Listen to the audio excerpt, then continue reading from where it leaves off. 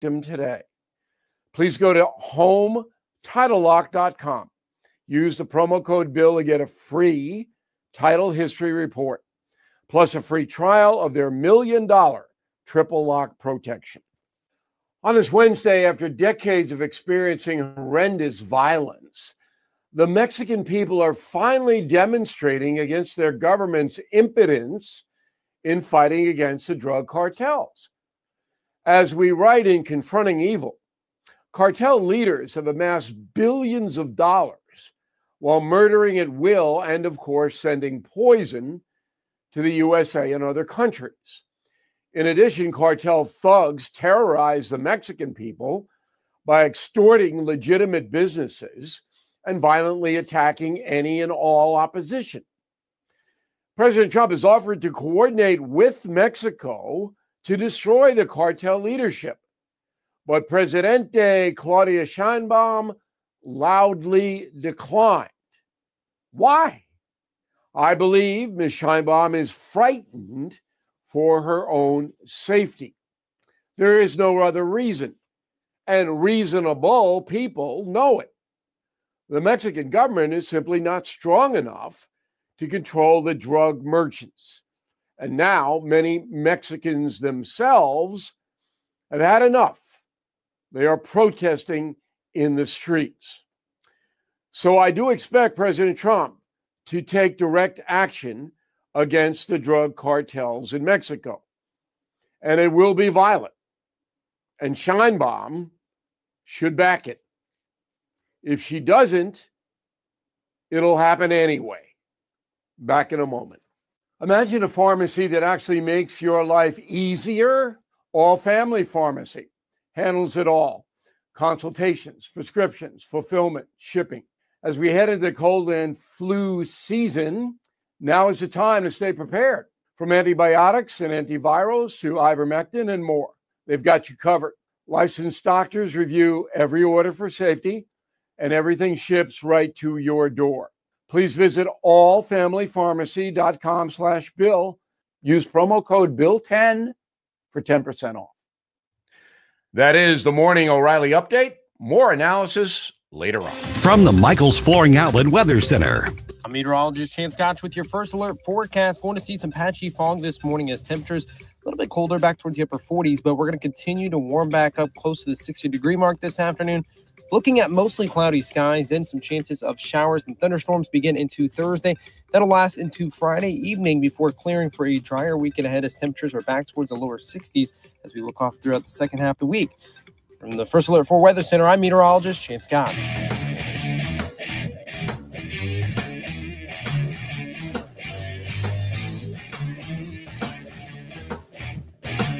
There's a lot to talk about today, St. Louis. Let's get the conversation started.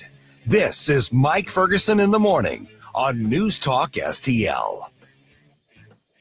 Okay, what do you make of the entire Epstein vote situation? What's going on at the Capitol after everything that happened yesterday? We're going to get to that here in just a little bit. These are big questions that are going on. Hey, good morning.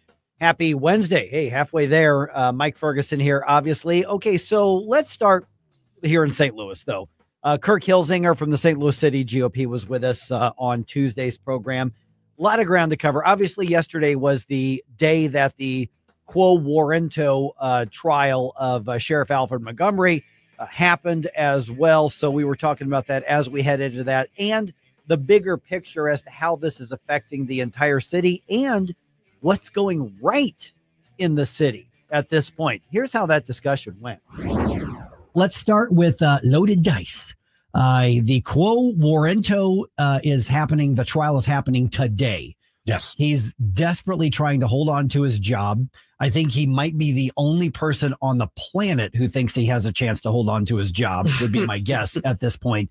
So our guess, Susie's far more educated guess than mine, is that he's likely on his way out at some point, whether it's today, next week, or whatever the case is. But then he's got to deal with the criminal stuff. Yeah. And here's the thing. Normally, your own sense of honor would tell you, it's time to go. I do call him the jailbird jailer because that alliteration aside. But it's not just one. It's this warranto has 6 parts in it. Yes, one had been thrown out, but it's replaced by the fact that he's sitting in jail and cannot effectively run the office. Yeah. So when you look at what this means to the city, because I mean, voters made a bad choice, obviously, but the sheriff's office, nobody knew what it did because it had such a niche thing. Now we all know because of all the drama. What do you think's the bigger effect on the city itself? It's an oversized effect from the actual office. I think you'd couple this with Kim Gartner and Tashara Jones. City voters are waking up and going, wait a minute, why are we going down this far left train? And let's not forget that Montgomery was Megan Green's pick, even though she's trying to stay away from his as much as possible. So I think city voters, they're waking up. They're not waking up as fast as I would like, but they are waking up to the fact that maybe we should think about who we vote into the office. And to be honest with you, for sheriff, we didn't really have much of a pick as far as the list of candidates. We only had 3. We had Vernon Betts, and we had Joy, and we had him. Unfortunately, he had won the primary. Right. Well, and I wondered if, to try to find the silver lining is the fact that this is such a blatant example of why you have to be careful who you vote in. Is that an opportunity? I mean, even for the GOP in this city to at least get behind and help promote candidates who are better qualified and more likely to be more focused on actually doing their job instead of either lining their pockets or pushing a far left progressive agenda. I am looking for candidates. I mean, we do have the 2026 election coming up. We also have the 2027 election.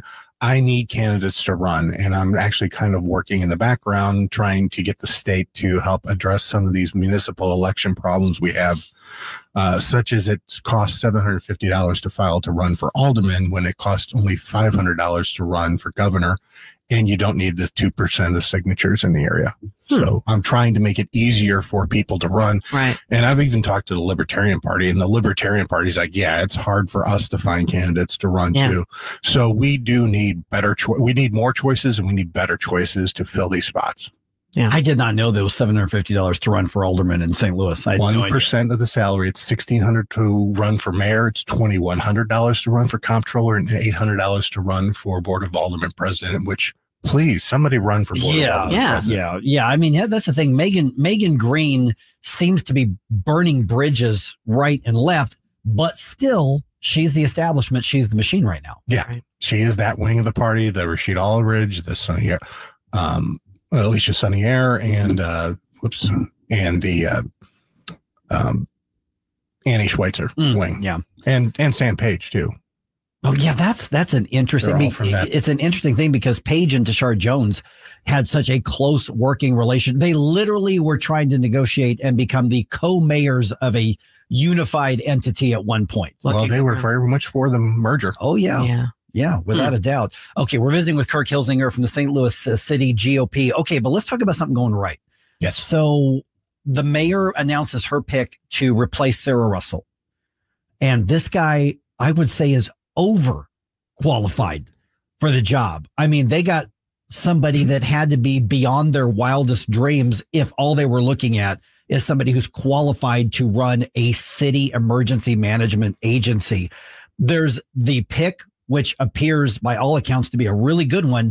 But then there's the bigger question, Kirk. What does this tell us about the direction City Hall is going right now when it comes to public safety? It really frustrates me because I can't condemn Kara Spencer for this pick. She's not checking boxes like Tashara Jones used to do. This person on paper, my gosh, looks more qualified to be in city office than any other city office that I've seen. So I'm excited to see this. I'm hoping that he, number one, gets all the sirens fixed in the area. I don't see him from his military background leaving the post when a storm is coming to go to an offsite meeting like the previous one apparently did. And it's very, like I said, it's very frustrating for me because this seems to be like a stellar pick. Yeah. So let me follow up on that. And I alluded to this earlier. Tribalism, Kirk, tribalism. I know. Kara Spencer and I are on opposite ends of the political spectrum. Yes. But I saw her in action just a couple days after the storm in May.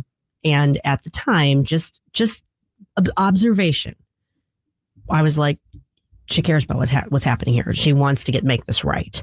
How do you handle that? How do we handle that politically when somebody who is of the opposite party and very different ideas overall from an ideological standpoint, but it obviously pays to work with someone who is competent and is inviting competence in their other roles in the city. There's room to work with, I guess, was my point there. There's room to work with somebody even if you're ideologically on a very different part of the spectrum, right? Well, I mean, it even comes with our own party. You work on the things that you can work together on.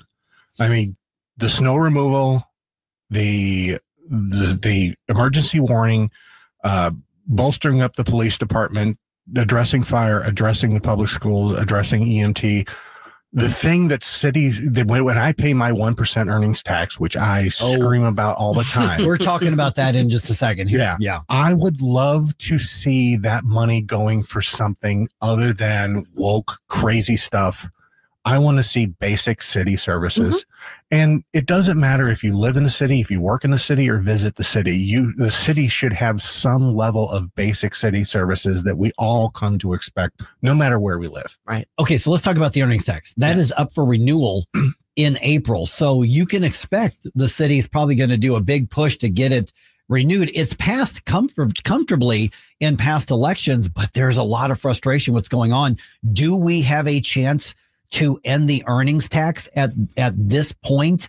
Because then obviously the wailing and the gnashing of the teeth because of all the slush funds. But the reality is this is economically hurting the city. It is.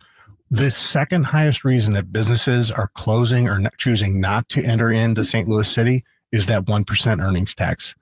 And we've had problems with it from the work from home people. We've had And people are starting to ask, what is my money going for? Like every responsible consumer should ask.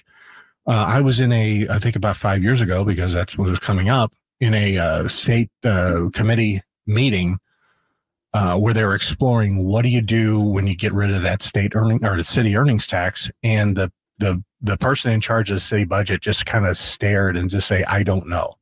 They don't have any contingency plans for what happens if this tax goes away. I think the city starts needing to figure that out. They also need to address the 99% different tax zones inside St. Louis City to make taxes, sales tax more uniform. And there's other ways of collecting revenue than that 1% earnings tax. Yeah, and that kind of ties into what I was going to ask, because I think you said that it's the number 2 reason that drives people away from the city. And number 1 reason, I'm going to go out on a limb and guess, is crime. Correct. Mm-hmm. And so how do you counter the argument? Well, we need the income, we need the revenue to help, fund policing and law enforcement and help combat the crime. Look at the board bills and look at what they choose to spend money on. Yeah.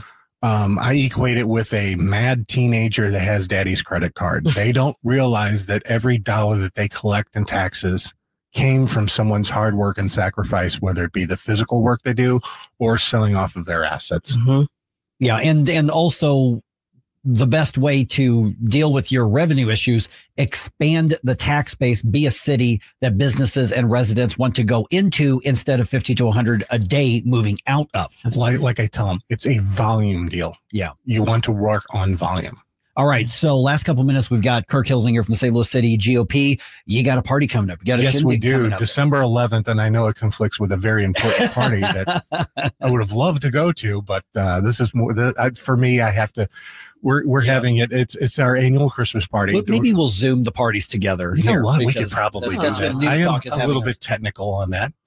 But it's at Pietro's, which is a fabulous place. Very good food.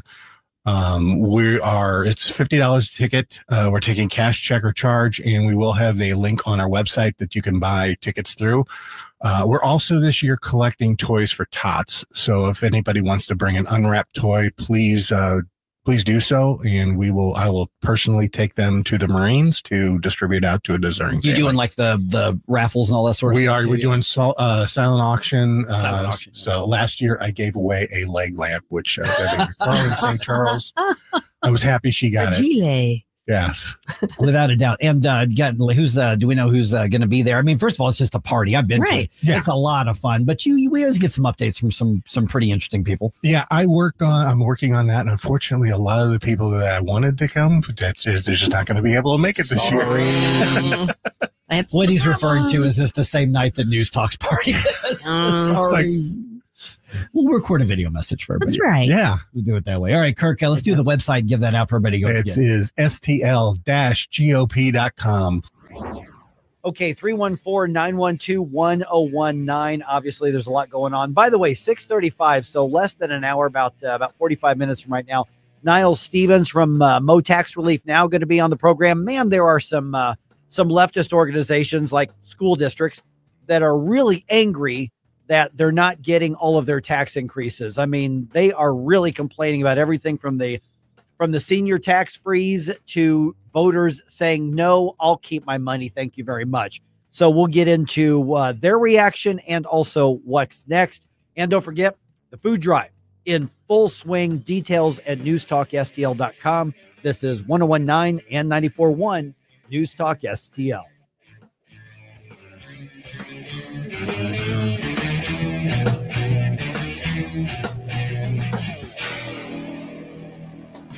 Free speech is alive and well in America. Thanks for taking my call. Right here. You know what's going on? Have a great awakening. You see through the smoke screen. It's cool to be woke. News Talk STL. Until it's not. News, analysis, opinion.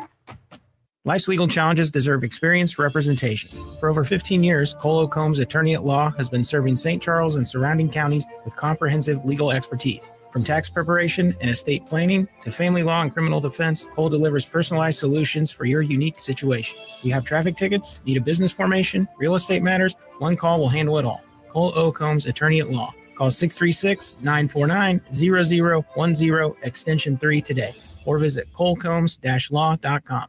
If you're considering an annuity as part of your retirement plan, we need to talk. Hi, I'm Bob Stockdale, Senior Vice President Investments with the ClearPath Wealth Management Group at Stifel and host of On the Money Saturday mornings at 9 on News Talk STL 1019. Annuities can be a useful tool for some retirement investors, but not all annuities are created equal. Every week, we meet clients who own complex annuities that don't suit their needs and, in some cases, actively undermine their retirement plan. Before you purchase an annuity, get a second opinion from the ClearPath Wealth Management Group at Stifel. Requesting a consultation is free of charge. To request a free consultation, contact us at clearpathinvesting.com. That's clearpathinvesting.com, or call us at 636-695-2650. That's clearpathinvesting.com or 636-695-2650. Stifel Nicholas and Company Incorporated, member NYSE and SIPC. Every 2 seconds, someone needs blood. Someone who is fighting cancer, undergoing surgery, or experiencing a life-threatening illness. The need for blood is critical and constant. I'm Congressman Bob Onder. A single blood donation can save lives. Donate blood today and offer help and hope to those who need it most. This message brought to you by the National Association of Broadcasters and this station. People ask all the time, who the heck is Low Cost Airlines? Well, we're not just one airline. When you're talking to us, you're talking to everyone. We are the discount supermarket for all airline tickets. Plus, we have all the airlines and always have the best prices. American, Delta, United, plus all the specialized international airlines and a lot more. And we make it easy. We guarantee you'll talk to a live human in 60 seconds. You can have the rate you need and have your trip booked in 5 minutes. Now, how cool is that? And remember, when you're talking to us, it's like talking to every single airline available with one fast phone call. All you need to do is call and find the best prices to fly wherever it is you want to go. So are you ready? Call Low Cost Airlines right now. 800-515-2397. 800-515-2397. 800-515-2397. That's 800-515-2397.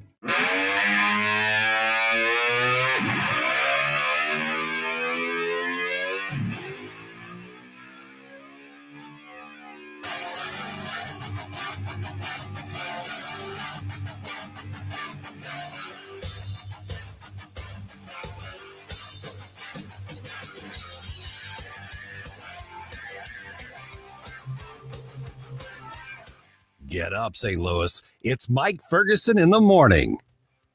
All right, it's up to President Trump now. Let's go. Yep. Okay, so I think there's a lot of really interesting dynamics happening with the Epstein stuff. Mm-hmm. You know, one, it's interesting how so many on both sides just now want this. They've wanted this to go away for a long time.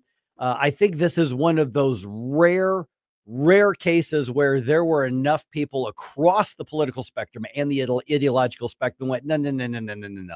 We want to know what the truth is. So almost unanimously, Congress passes this, I mean, within hours. Wow. 427, I think, to 1 in the House. And then the Senate just said, we're not even going to bother recording votes. Unanimous consent, meaning as far as they're concerned, it was 99-0 or 100-0. Whatever. Nobody is on record as voting against it. So now goes to President Trump's desk. So obviously we're going to have, a lot on this in the news up here in just a little bit. But there's a couple things that I'm now wondering about when we ask the question, what's next? One, will we actually get the files? Will we actually get them as promised? Now, there's a couple different things. On one extreme, it could be damning for a lot of really important people, and there's justice or whatever the case is, or they could truly release everything, and we're like, not much there. Yeah, I'm okay either way. Just tell us the truth, and if there's a lot and powerful people need to be taken down, good. Then let's go through the hard work of doing that. And if, it turns out that, well, it's not a nothing burger because there were a lot of victims, but it really was just limited to a few perverts out here and we got them. Okay, I'll consider that good news that we got the ones who need to be got. Yeah. I doubt that's the case because I don't think an entire establishment in both parties fights something like this for so long for there to not be anything there. But at this point, Congress, one of those rare occasions where they did the right thing in a massively bipartisan way. Now the question is, do we trust the government to follow through once President Trump signs this, which he's indicated he's going to do? Yeah, I've been trying to stew over this a little bit because it really does come down to, it feels like the people versus the establishment when it came to this. I mean, there are people within different administrations that are still currently employed that have had access to this for quite a while. And as we've seen, at least what Kash Patel was telling us about some of the Russian collusion stuff, is that, they were trying to put, evidence in burn bags and dispose of it. It's been a lot of time since it's been fought for. So yeah, it's almost like I don't want to go too nihilistic in things, but at the same time, I can definitely see that, and it may not be the president and his personal picks himself, but it could be people behind the scenes that have said, well, we know it's coming, so let's go ahead and get rid of that. And then at the same time, I mean, the people that were against it, trying to stall it, primaries are coming up, and now they're saying, I'm not going to risk my seat to continue this the shenanigans. So. Okay, so a couple things on this. One, do we have faith that it's even possible that we're going to get the full story, much less justice? I don't think so. I'm going to naively hold out hope that we can, and then possibly be proven wrong. I do think what you're describing is what, Vivek Ramaswamy and others have called the deep state and administrative state. So that's a very, very real thing. It's there.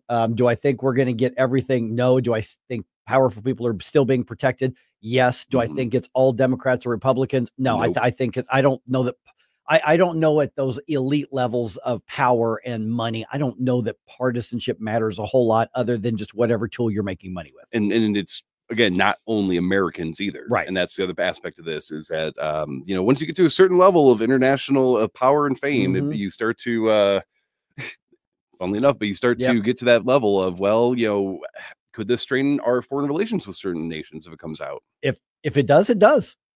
Yeah, I agree. If it does, it does. I mean, that's where, we need to follow where the truth is. Do we need, obviously to keep in mind our foreign relations? Sure, we need, but if the pursuit of justice is in conflict with something, then pursue justice, pursue truth. That's what you do. And I'm going to say this a couple of times today. Republicans. This is not all about Donald Trump. Okay. This is about the victims and the search for truth and justice. Okay. Democrats. This is not all about Donald Trump. Yeah. This is about the victims and the pursuit of justice and the pursuit of truth on this. So that's where we are right now. I don't think, I have a feeling that many of those who voted yes to release the files probably did so knowing they really didn't have a choice, but probably didn't want to. Mm-hmm. But it doesn't matter. They voted yes. They ended up doing the right thing. What do you think? Let me know.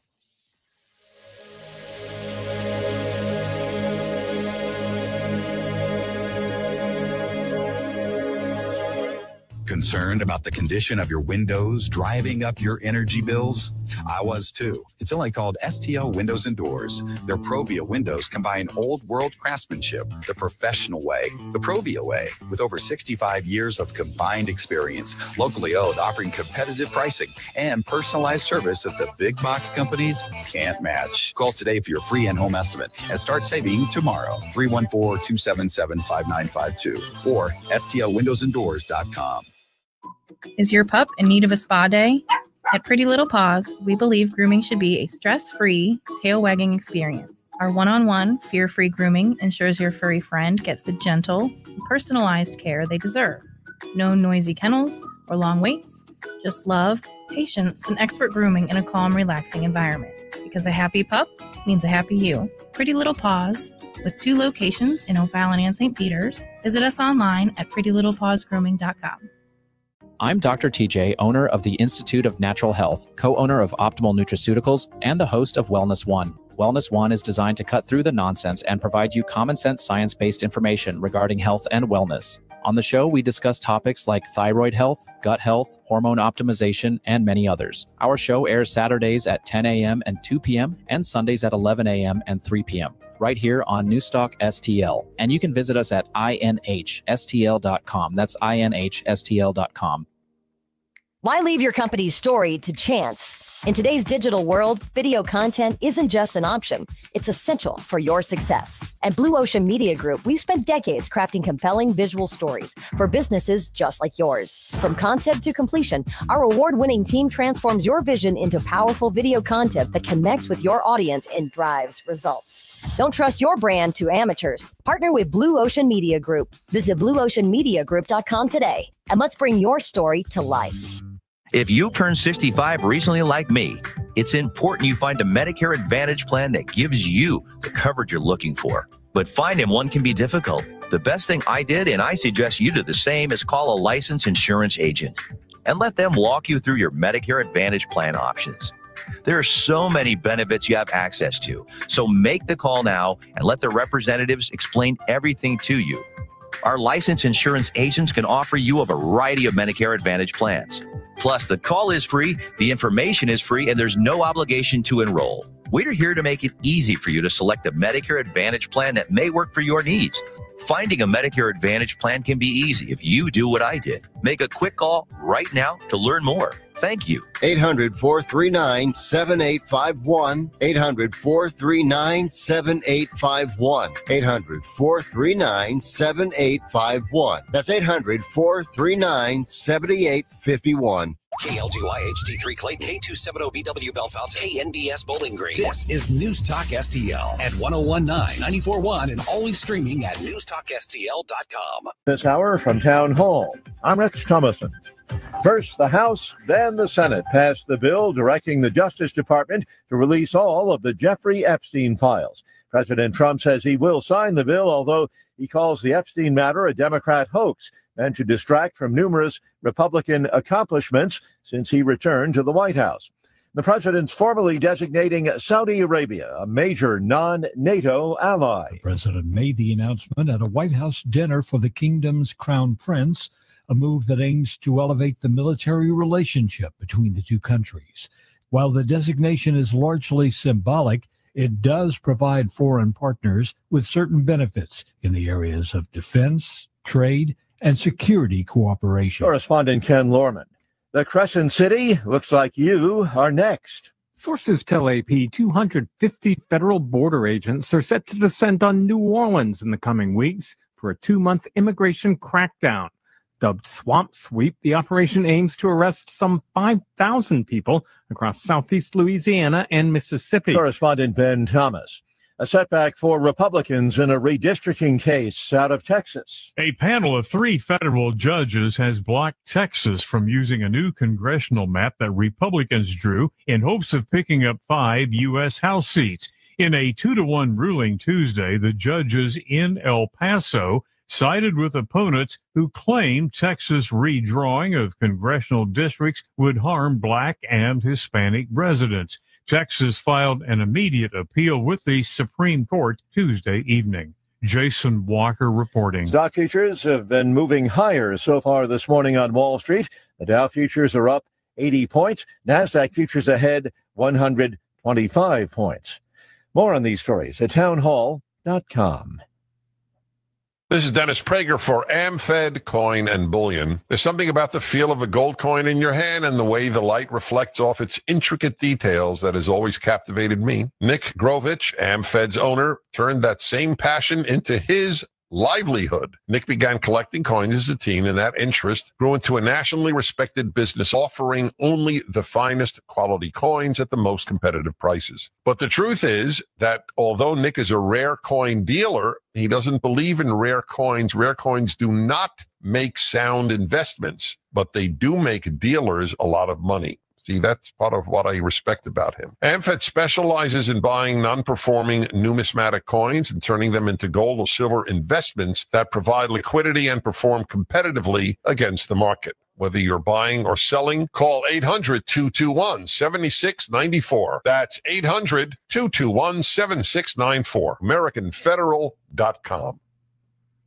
From the Michaels Flooring Outlet Weather Center.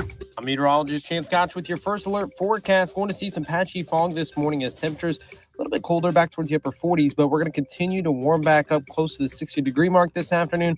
Looking at mostly cloudy skies, then some chances of showers and thunderstorms begin into Thursday. That'll last into Friday evening before clearing for a drier weekend ahead as temperatures are back towards the lower 60s as we look off throughout the second half of the week. From the First Alert 4 Weather Center, I'm meteorologist Chance Scotch. This hour of News Talk STL brought to you by Chris Cooper and Serenity Wealth Management. Discover little-known strategies that could be the difference between choosing the care you deserve or having someone else decide it for you. Get a free copy of Chris's book at serenityltc.com. Tim Jones here. I am beyond thankful this Thanksgiving season for God, family, friends, country, and all of you in News Talk STL Nation. Hi, it's Ken Williams, and for this Thanksgiving season, I'm most thankful for good health for everyone, my family, my friends, and you. News Talk STL, celebrating family and friends this season of Thanksgiving. Brought to you by Best Buy Flooring, DiGregorio's Food Products, and Golden Chicken. I'm Missouri Attorney General Catherine Hanaway. Fraud and scams can strike anyone. My office works to ensure that Missouri is free from deception and unfair practices. Last year, we handled over 65,000 consumer complaints and returned more than $400 million to Missourians. If you've been a victim of fraud, call 800-392-8222 or visit ago.mo.gov. Paid for by the Missouri Attorney General's Office. Tim Jones and Chris Arps in the afternoon. Silicon Valley is trying to genetically engineer better babies. Sean Carney of 40 Days for Life will let us know if this is modern-day eugenics at 5:20. Tim Jones and Chris Arps. Weekdays at 4 on News Talk STL. Mike Ferguson. Well, I'm sick and tired of smart guys. Susie Moore. Get out of here and stop playing victim. Get up, can't you hear the alarm? Get up, St. Louis. We have federal regulations that prohibit hunting ducks, and yet it's legal to hunt humans. Mike Ferguson in the morning on News Talk STL. Get up, this is your cousin. All right, it's a tale as old as time.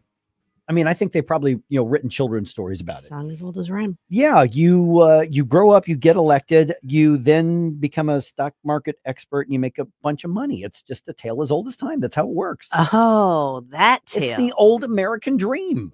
Okay. I remember that from Mother Goose. Right. Grim. 606 right now. And this is highlighted, obviously, again, with Nancy Pelosi announcing she's not going to be running for re-election. And you're, wait a minute, you Yeah. make how much per year? You live in one of the most expensive areas of the country, and you're a multi-bazillionaire. Oh, but it wasn't just you. It's your husband's a stock market. A lot of stock market geniuses when they get elected. Yeah. Yeah. So Funny how is that there going to happens. be something done about that? We're now joined by Dan Savickas from the Taxpayer Protection Alliance. And just a little bit later on, you're actually going to be testifying about this in Congress today. So Dan, appreciate you joining us here. Let's talk about the reality, because there are some people who say, hey, these are smart people. They get elected. They can, if they're smart in one area, they can be smart in another. They just may be smarter than the rest of us. And there's others who say, hey, let's look at reality. Nobody bats 800 in the major leagues. I mean, let's not kid ourselves on this. What's actually happening right now? Yes. So Congress is currently governed by a law called the Stock Act, which is supposedly meant to prohibit insider trading within Congress. But in reality, what it does is give members of Congress a slap on the wrist for activity that would otherwise be illegal for private citizens like you or I, where you mentioned Nancy Pelosi's all-time stock trading performance. If she gets caught in violation of the Stock Act, the penalty is a $200 fine, and you have to report what you did 45 days after the fact, which is small potatoes compared to the money that she and a lot of other members of Congress are making trading off of the information they have access to. And so many members of Congress are vastly outperforming the stock market. And like you said, we could say that that's just because they're geniuses, or because we assume they're trading off of the non-public information that they routinely get access to in the course of their daily work. Dan, we've heard conversations about this for years. Different Congress people have pushed either reforms to this act or a new version of it that would really clamp down on this, and it never really seems to go anywhere. What do you think? There's a chance? Are you saying there's a chance this time there might be some reforms? Well, I think there's a chance.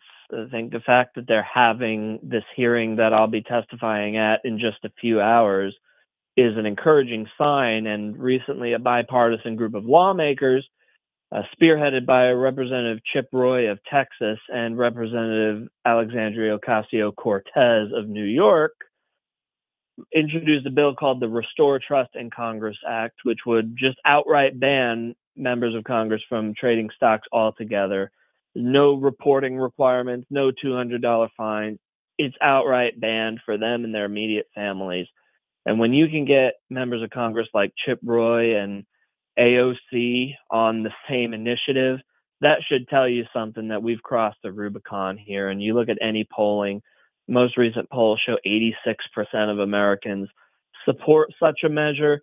There's as much momentum as there's ever going to be for something like this. If the time's not now, I don't know when it is. So Dan, I mean, members of Congress, Congress critters have a right to invest and have a retirement plan and all that sort of thing too. Is there some way outside of an outright ban you can't invest or trade stocks what obviously is getting information the rest of us can't? Is there somewhere in there that because in theory they're going to go back to the private sector someday, but is there a way to possibly avoid a possible legal challenge saying, hey, I've got a right to grow my money too. I've got a right to invest too. Just because I'm in Congress doesn't mean I give up my right to make money. So is there somewhere in, I wouldn't want to say the middle, but somewhere in there that could be a way to establish and keep integrity while also allowing people to get elected to office and also still plan for a retirement? Sure. As I understand the text of the Restore Trust in Congress Act, members and their immediate families would have to put the money in a blind trust to be managed by a trustworthy outside third party, and they don't have access to information about where that account's invested, what's going on, and upon leaving Congress, they get access to it. So they can still have their money invested and make decent returns. It's just not being managed by somebody that has access to non-public information. And as the bill suggests, would restore trust that members of Congress are actually acting in the interests of their constituents rather than trying to enrich themselves. All right, Dan, I have to confess my naivety or my ignorance, because I swear I thought that that was already something that we're supposed to be doing. Like, I remember when Kelly Loeffler was the senator from Georgia, that was a big deal, obviously, because they had substantial means. And there was a big thing about her assets being put in a blind trust. Is that something where that's only applying to some of the members of Congress right now, and this would make it, applicable to all of them? Well, some members choose to do that, to establish that trust and rapport, and there are a good handful of members of Congress who do not have stock portfolios and do not trade publicly. And that's great for them, and we wish there were more of that. But right now, the law does not require that. Gotcha. Yeah, I mean, the blind trust seems to be like a pretty reasonable restriction, giving what the members of Congress have access to. Does there seem to be an appetite for that? Because what you're going to be doing is asking members of Congress to put themselves in a more restricted position. Does there seem to be an appetite for that right now? Again, like I said, the vast bipartisan coalition that Chip Roy and AOC have pulled together indicates to me that there is an appetite for that. The question is, does congressional leadership have the appetite for that? You pointed out in the lead up to this that Nancy Pelosi is one of the more successful members of Congress doing this, and that's because leadership has access to the most information of all.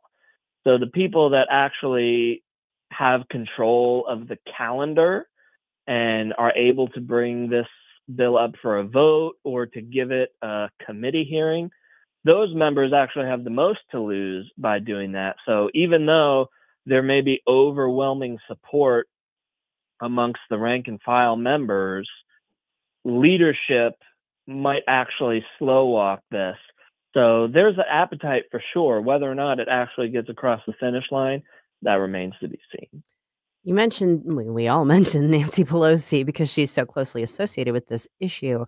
But if I'm remembering correctly, there was also an act introduced not that long ago called the Pelosi Act. Maybe Josh Hawley was I think one it of was Josh Hawley, yeah. sponsors of that. Did that just kind of die on the vine, or is that something that's kind of being incorporated into this newer version that's being proposed by Roy and Ocasio-Cortez? It's a similar measure. It's not exactly the same, and the eccentricities are pretty in the weeds. But I think, as you mentioned, the fact that it was called the Pelosi Act makes it very difficult for this to become a bipartisan part of her legacy. Come on. Yeah, so I would not expect the Pelosi Act to go anywhere. If there's going to be any vehicle, it's almost certainly going to be the Restore Trust in Congress Act, the bill I've been talking about. All right, we're visiting with Dan Savickas from Taxpayer Protection Alliance. Okay, so what's happening? Let's talk about this hearing that's happening today. Where are we in the process with this? Is this just truly the introductory groundwork part of this, or are we nearing some phase where this could go to a full House or to a much larger vote? Where are we in the process right now? Yeah, this is just an information fact-finding hearing. Myself and a couple of other experts, quote-unquote experts on the issue, who are there to talk about the work that their organizations have done on this issue, the research that they've done. This is not a markup of the Restore Trust in Congress Act or any other specific bill. So I do believe we're still at the early stages of this. But again, this is getting a lot of traction, a lot of media coverage. So Lord willing, in the near to not too distant future, we'll be talking about getting this bill to the floor of the House and then the Senate, and then Lord willing, President Trump will sign it. All right. So obviously you're going to be covering this on your blog and your news releases on the website, social media. So Dan, people want to get in touch with Taxpayer Protection Alliance. I always ask the question at the end, how do they do it? What's the way to be in touch? Sure. You can find all of our content on our website, protectingtaxpayers.org, or you can follow the organization on social media at Protect Taxpayers. The last T in Protect is the same as the first T in Taxpayers. All right, got it. Dan, we'll talk to you again soon. Thanks so much. Good luck at the hearing. Thank you. Have a good one. Thanks, Dan. Hey, I know it's only Wednesday, but Friday's going to be here before you know it. And we want your suggestions for our great Friday flashback bump music. So send them in. Get them to Jerome. We want to hear them. Don't try to make me stop, no inspiration. You have a soul so dark, it is no more. And all at once depart, no destination.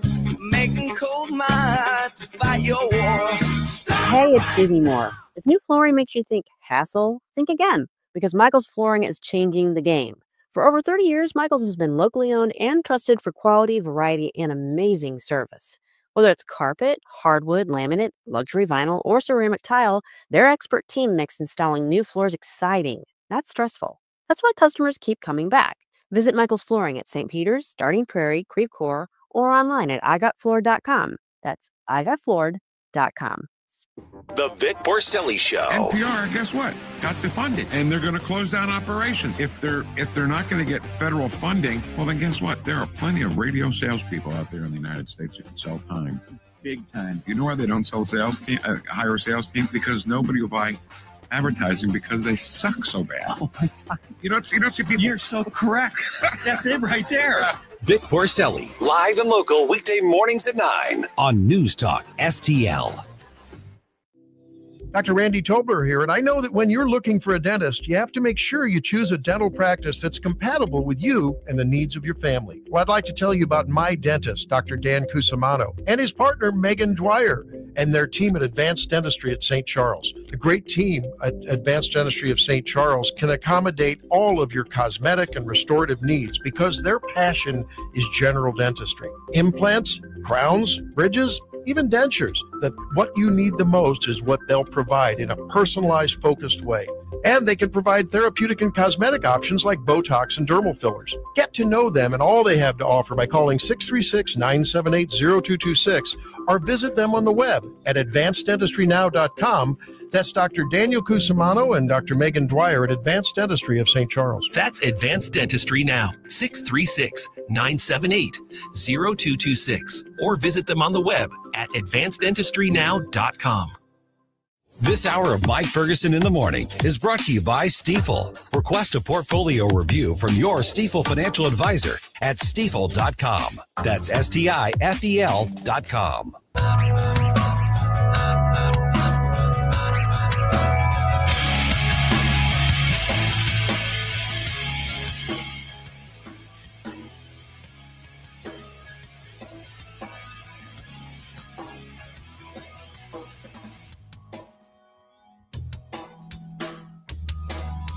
Hey, folks, it's Chris Salcedo, your liberty-loving Latino on Newsmax. Hey, everybody likes Mike. Mike Ferguson in the Morning. Make sure you check it out. News Talk STL. All right, the Epstein Files bill heads to the president's desk. So the question now is, what's next? And the trial that was, then wasn't. Yeah. And then we'll start up again today, at least in theory. The drama surrounding the sheriff continues. This is just like, it's like, of course this happened. You never have too much, you Alfred. just can't. No. And a 35,000-pound baseball glove becomes a new landmark today. That's heavy. Oh my goodness, the thing is massive. All right, 6:20 right now. Let's go ahead and dump some news on you. Wake up, America. It all worked out. They got all the news. The morning news stuff. On this vote, the yeas are 427. The nays are 1. 2/3 being in the affirmative. The rules are suspended.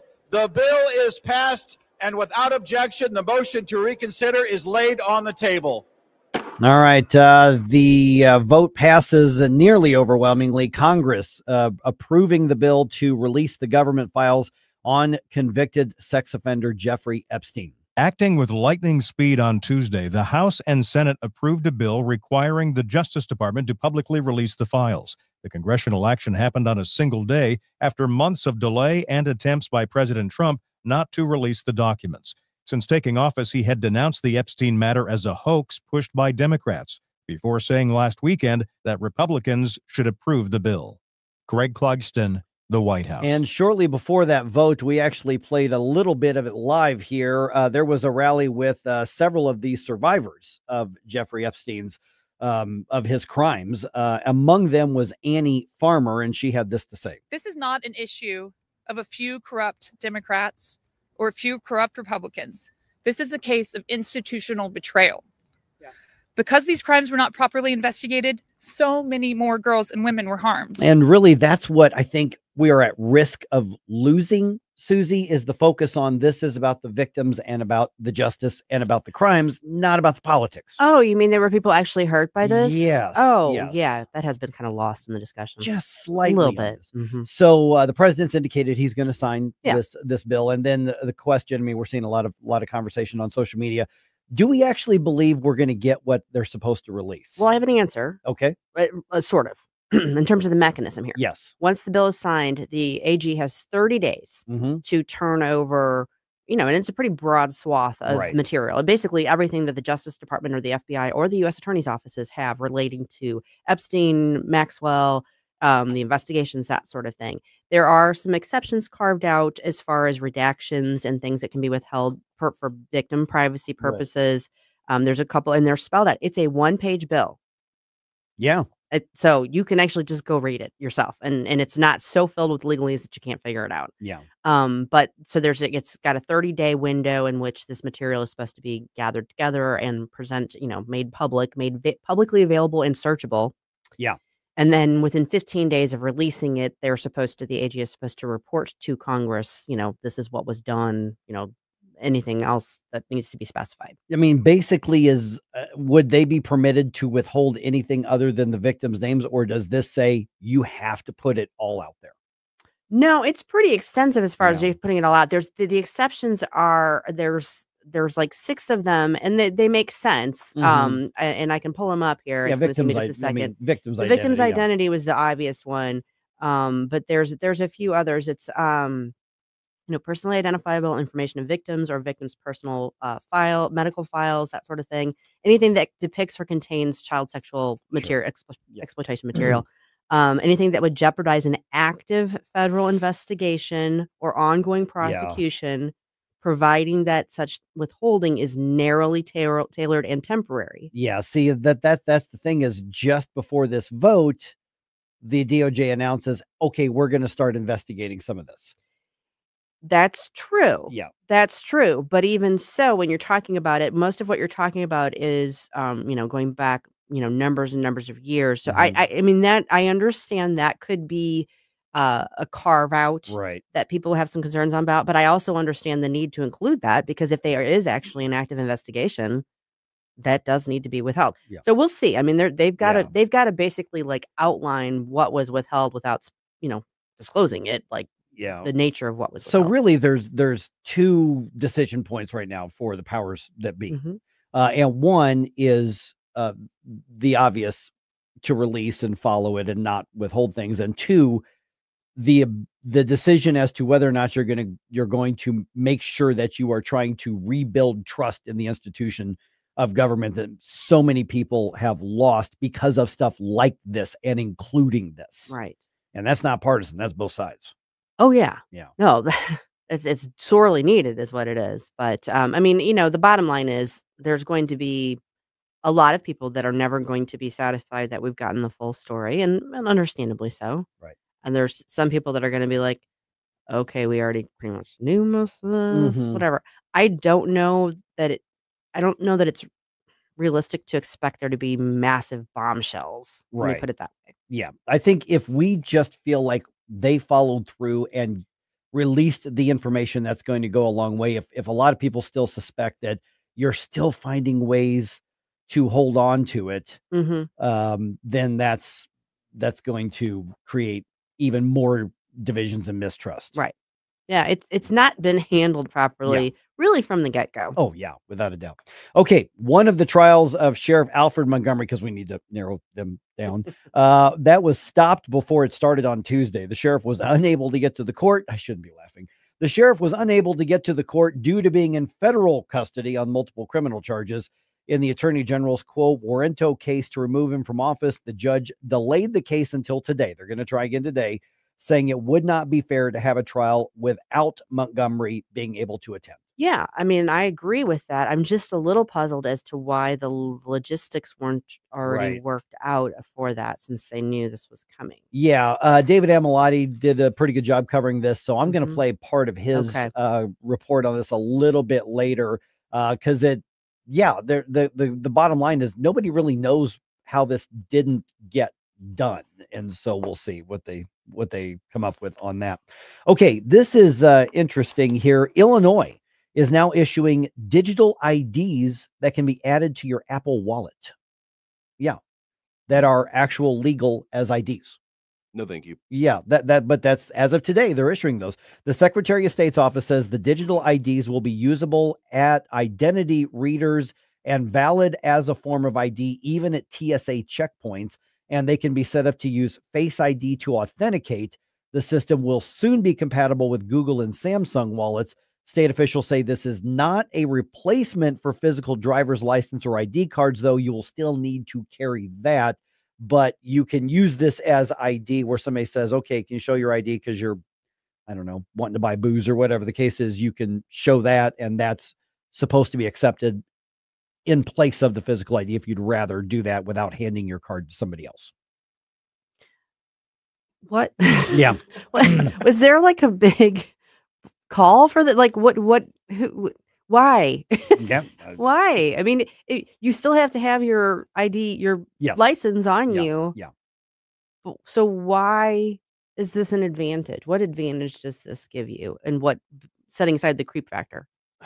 I'm actually trying to think of ways that this could be of any sort of benefit or use. I mean, I guess, okay, so areas where there are long queues, like lines of people that all have to have their IDs ready, it might speed up and make more efficient and potentially reduce costs that way just by having to scan your ID. But ultimately, this just seems like you're creating a database for a Chinese-style surveillance state. That's really what it seems like to me. I mean, I'm already in the database. I realize that, but I don't want to make it easier. We've been watching you. We know. Sure, Yeah. I'm well aware. Yeah. It's something about this seems weird to me. Like, why? I'm the cogs are turning, but it just nothing's coming. I mean, because you still have to have for traffic stops, and that would be where I would imagine the best use of this would come in, is to say, here, I am who I say I am. You just, here, officer, scan my phone, and now you can see. And yeah, I haven't run into circumstances where it was like, oh shoot, I need a digital ID. Yeah. So basically, like if you go do that suspicious thing of buying cold medicine, apparently you can like hold your phone up and they can scan that to track your purchase instead of having them scan your physical ID. Because that makes all the difference in the world. I don't get it. Yeah.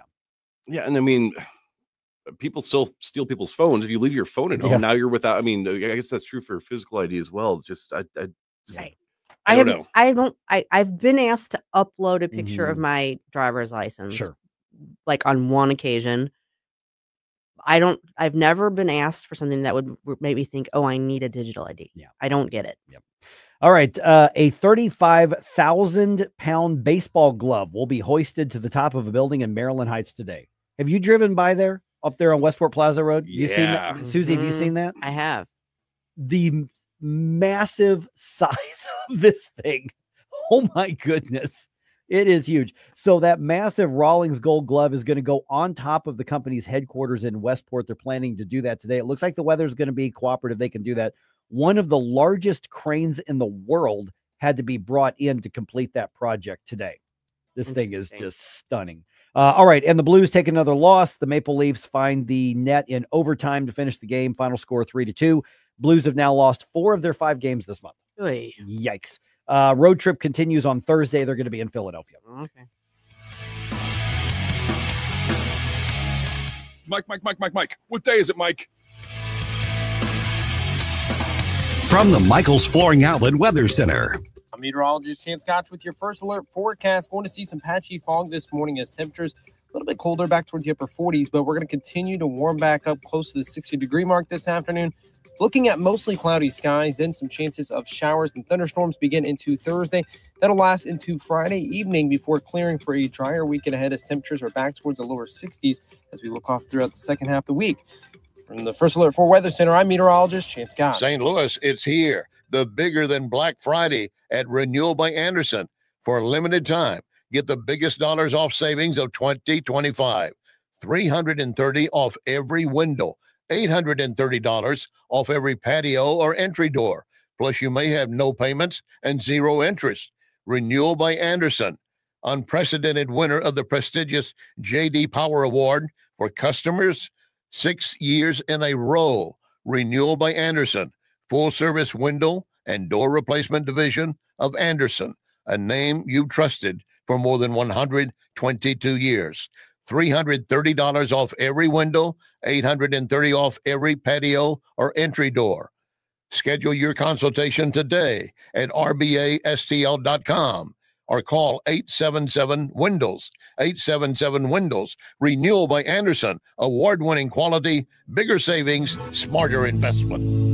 Hi, I'm Jen Wallner. And I'm Rodney Wallner with the Wallner Home Selling Team at Berkshire Hathaway. Hey, Rodney, how do you sell your home for top dollar? That's easy. Call the Wallner Home Selling Team at 314-810-SOLD. What if I want a flexible commission rate? Call the Wallner Home Selling Team at 314-810-SOLD. When's the best time to sell your home? Right now. Call the Wallner Home Selling Team at 314-810-SOLD. For all your real estate needs, call the Wallner Home Selling Team at 314-810-SOLD. That's 314-810-SOLD. If you have a phone, you have a radio. Download the all-new NewsTalk STL app. Love the all-new NewsTalk STL app. On my way to work in the morning. Usually I'm in the car. I listen on the app in my car every morning going to work. Download the NewsTalk STL app and listen anytime, anywhere.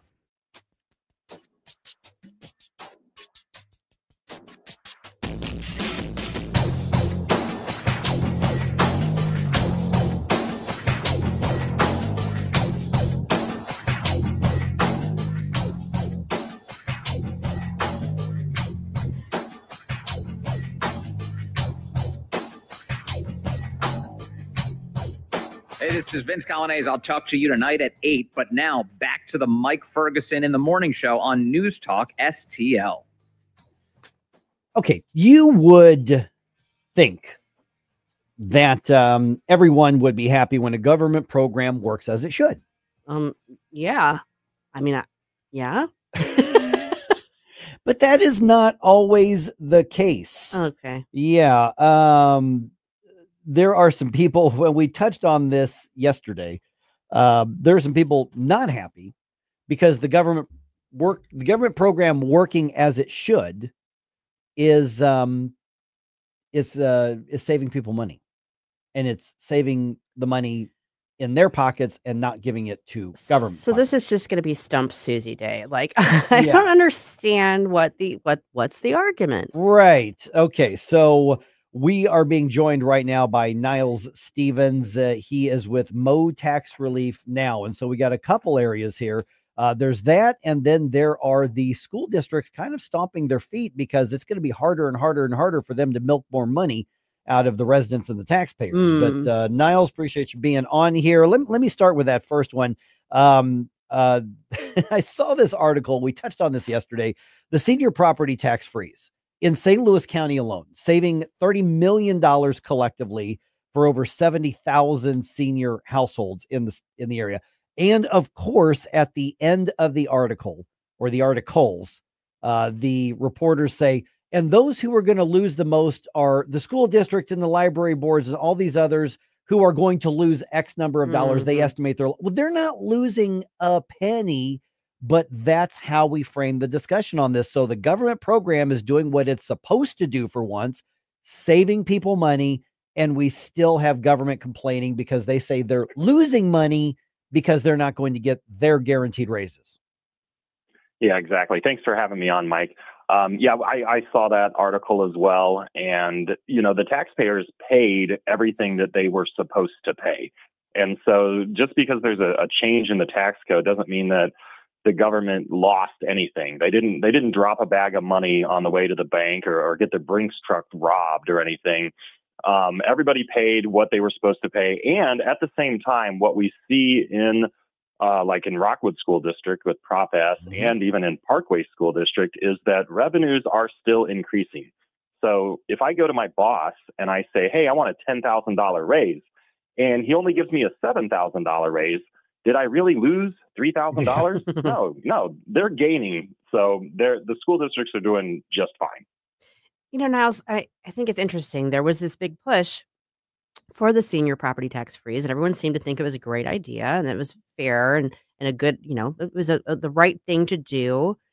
And yet there's this resistance now, like we've been saying, it's framed as they're losing money. Is there going to be a push from them to make up for that loss in some other tax way? Well, I think that what Representative Ben Keithley and Mo Tax Relief Now have done with the senior property tax freeze is they're like a tax arsonists. They have started a fire in the state of Missouri for lower taxes, specifically for lower property taxes. And the senior property tax freeze is one of the most popular bills all across the state. So what the senior property tax freeze did was it did not say everybody has to do this in their district. It allowed all of these voters to go out and sign petitions and to advocate for themselves to say, hey, it's too much. You're taking too much of my money. We want to freeze taxes for this sector, for the seniors. And once everybody saw that the seniors got their taxes frozen, I mean, we're going to see in 2026 more tax reform so that we can tackle the affordability crisis that the Democrats talk about. We can tackle that as Republicans through the tax code. We're visiting with Niles Stevens from Mo Tax Relief Now. Okay, you just mentioned the school districts here, because we've had a couple of school districts that really, on one hand, are just kind of stomping their feet that they didn't get like Rockwood. They are not happy that voters said no to a tax increase. And they even tried to leverage the senior property tax, saying, hey, your taxes aren't going to go up. Go ahead and stick it to your neighbors, and targeted seniors. Voters said no. I saw some of the reaction on their Facebook group. And I got to tell you, I had this sort of, defiant laughter out loud when I was reading their complaining and stomping their feet. Parkway Schools also putting out statements on this. They are really, really thrown off, and they've really been shaken up by the fact that the people have said enough is enough. What do we need to be aware of, particularly from government agencies like school districts? Well, one, they pull on your heartstrings, and they're going to try to guilt you into it, or they try to manipulate like they did with the senior property tax freeze. So they thought that the senior citizens in West County, they really thought that was a golden ticket, and it turned out to be a poison pill. And so I think that really turned off a lot of seniors and a lot of people who already saw their taxes getting frozen, that they were told, hey, just go out and put this tax on your younger neighbor. And that was very distasteful for a lot of the seniors in West County. So we just want to thank all those people that came out and voted no on this tax increase. And one of the things that we did really well with our messaging in this particular campaign in Rockwood was that we made sure that the voters felt comfortable and they felt confident to go ahead and vote no, that the school districts are going to be okay. The teachers are going to be okay. We showed them the numbers. We showed them how much your taxes would go up. And then we also showed them how much the school districts are already receiving in additional revenue each year. So Rockwood's budget from 2021 to their proposed budget or their estimated budgets in 2029, they go from $331 million up to $370 million. So they're still projecting increases in revenue, and at the same time, they're projecting student population decline. So we made sure that the voters knew that the schools are going to be fine. You can say enough is enough, and you can worry about the taxpayer. You can worry about your own personal budget rather than just continuously funding a larger and larger government. Now, as you kind of touched upon this earlier, there's this sort of increasing appetite now amongst the voting public, now that they've seen that there is a way to secure some tax relief. There might be other ways to chip away at the tax burden. What other measures do you see either the state legislature or your organization pushing for in the coming year?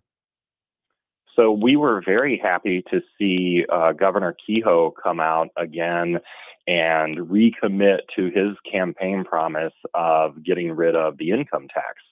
So the income tax is a state level tax.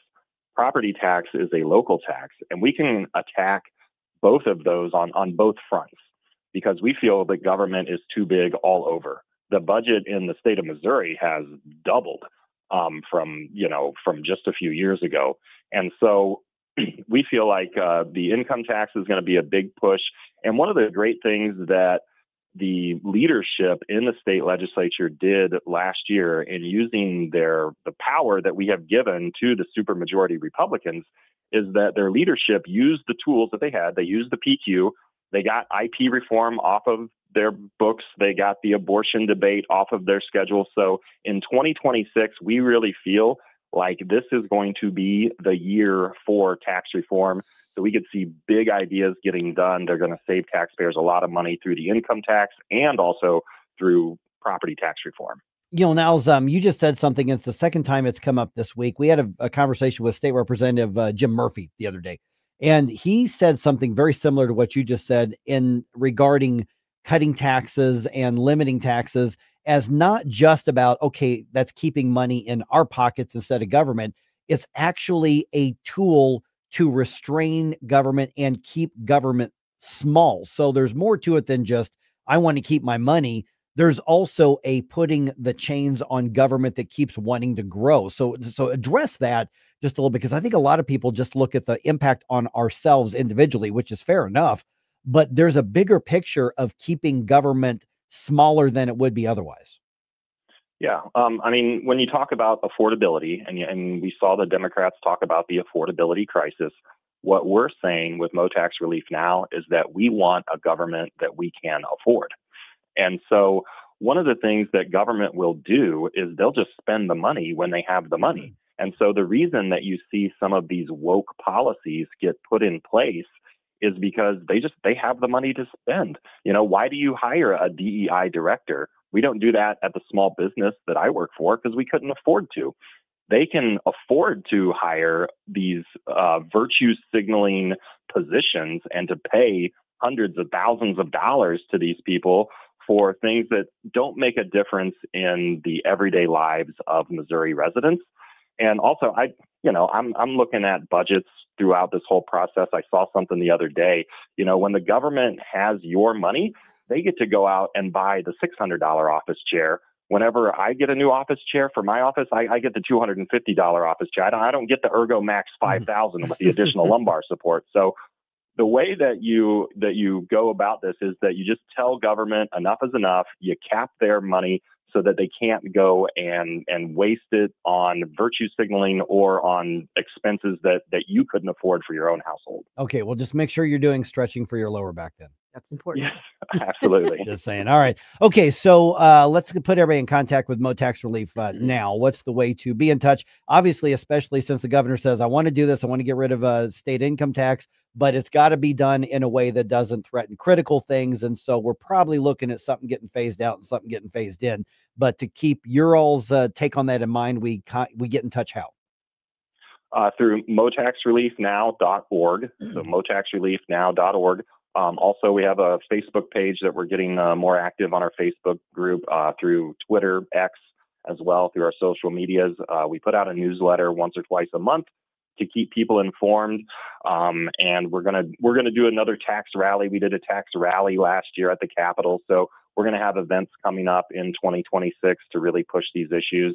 And you're right about the income tax. That's going to be something that's going to be phased in over time, and it's going to be something that the voters will have a decision on. So it's not going to be coming from on high. The voters will get to go to the polls and decide if they want to keep more of their paycheck. All right. Thanks, Niles. We'll talk to you again soon. Thank you.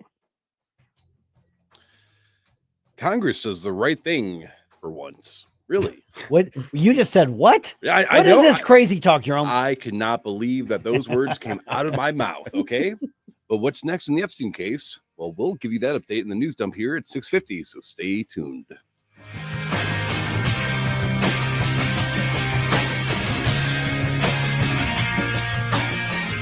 Mike Ferguson in the morning In the Ice Age, how much taxes did people pay? on News Talk STL. The Democrat Party is going to have to go back toward the center. News, analysis, and opinion. I've never called a talk show before, but this just irked me. 1019 and 94.1 News Talk STL. Hi, I'm Dr. Alan Link, owner of the Dental Link.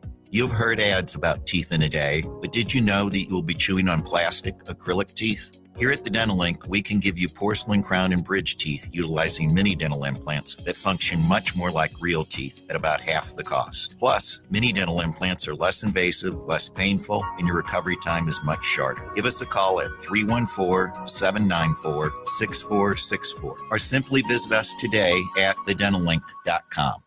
SR1 Sundays. Hi, this is Elizabeth Kaiser. Be sure and check out my show, Straight Lines, this and every Sunday at 8 p.m., right after Stand and Fight, part of SR1 Sundays. Let's meet right here and let's peel back some layers of this crazy world, and you might be surprised at what we find. Straight Lines with Elizabeth Kaiser on SR1 Sundays at 8 p.m., right here on 1019 94.1 News Talk STL. Straight Lines with Elizabeth Kaiser on News Talk STL.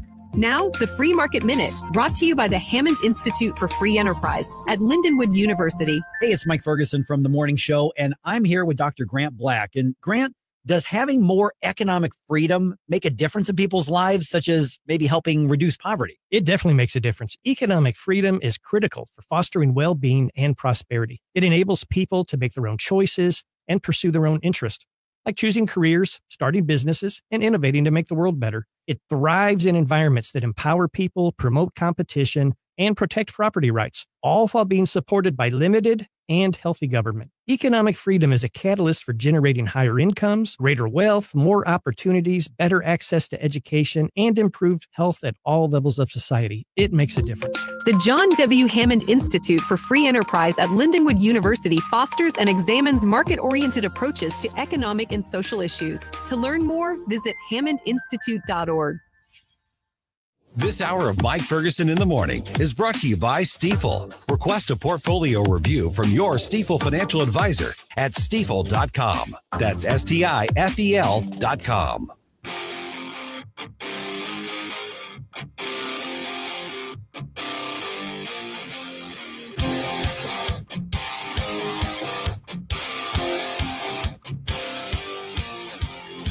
The secret side of me, I never let you see. I keep it caged, but I can't control it. Hey everyone, this is State Senator Nick Schroer. I am the host of Stand and Fight every Sunday night. Right now, let's hear more of Mike Ferguson in the Morning Show here on News Talk STL.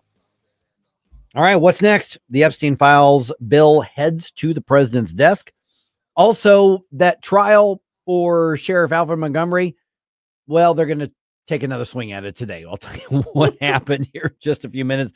It just seems appropriate that there's just more drama and silliness that happens. I don't think it would be fitting if there weren't something else that you go, really? When it comes to this entire case. Kind of, yeah. Par for the course. Oh, man. And a 35,000-pound baseball glove is, I think, going to become a new landmark in St. Louis today. That's a big glove. That's a huge glove. All right, 6:49 right now. Let's do ye old news dump. The morning news dump. Are you joking? Is this a joke? Listen, folks, the morning news dump. That is old with an E on the end because we're fancy around here. Uh-huh. All right, so this is what happened in the U.S. House of Representatives. On this vote, the yeas are 427. The nays are 1. 2/3 being in the affirmative. The rules are suspended. The bill is passed. And without objection, the motion to reconsider is laid on the table. All right. And when you also consider the Senate passing the bill by unanimous consent a very, very short time later, what happened is Congress votes overwhelmingly to release the government files on convicted sex offender Jeffrey Epstein. Acting with lightning speed on Tuesday, the House and Senate approved a bill requiring the Justice Department to publicly release the files. The congressional action happened on a single day after months of delay and attempts by President Trump not to release the documents. Since taking office, he had denounced the Epstein matter as a hoax pushed by Democrats, before saying last weekend that Republicans should approve the bill. Greg Clugston, the White House. And so it's expected the president's going to sign this bill into place. And then it comes down to what's actually going to be followed through. And we don't really know the answer to that yet. We don't. I mean, we know that there's a time frame in which the follow through is supposed to happen. But we've gotten a lot of kind of back and forth mixed messages, particularly out of the Justice Department related to this. So, balls in Pam's court. Yep, exactly. All right. One of the trials of Sheriff Alfred Montgomery was stopped before it started on Tuesday. The sheriff was unable to get to the court due to being in federal custody on multiple criminal charges. In the Attorney General's quo warranto case to remove him from office, the judge delayed the case until today. At least in theory, it's on the docket. They're going to try it again today, saying that it just wouldn't be fair to the sheriff to have a trial without Montgomery being able to attend. And that makes sense to me. It does. I think he should be able to be there for it. I'm still puzzled by why they weren't able to work out the logistics ahead of that, but that's just me. Yeah, we'll bring an update on that here in just a little bit. But the short answer is, the spoiler is, we don't have an answer to why that couldn't get worked out. No. We know where the obstacle happened. We just don't know why. Yeah. That's okay.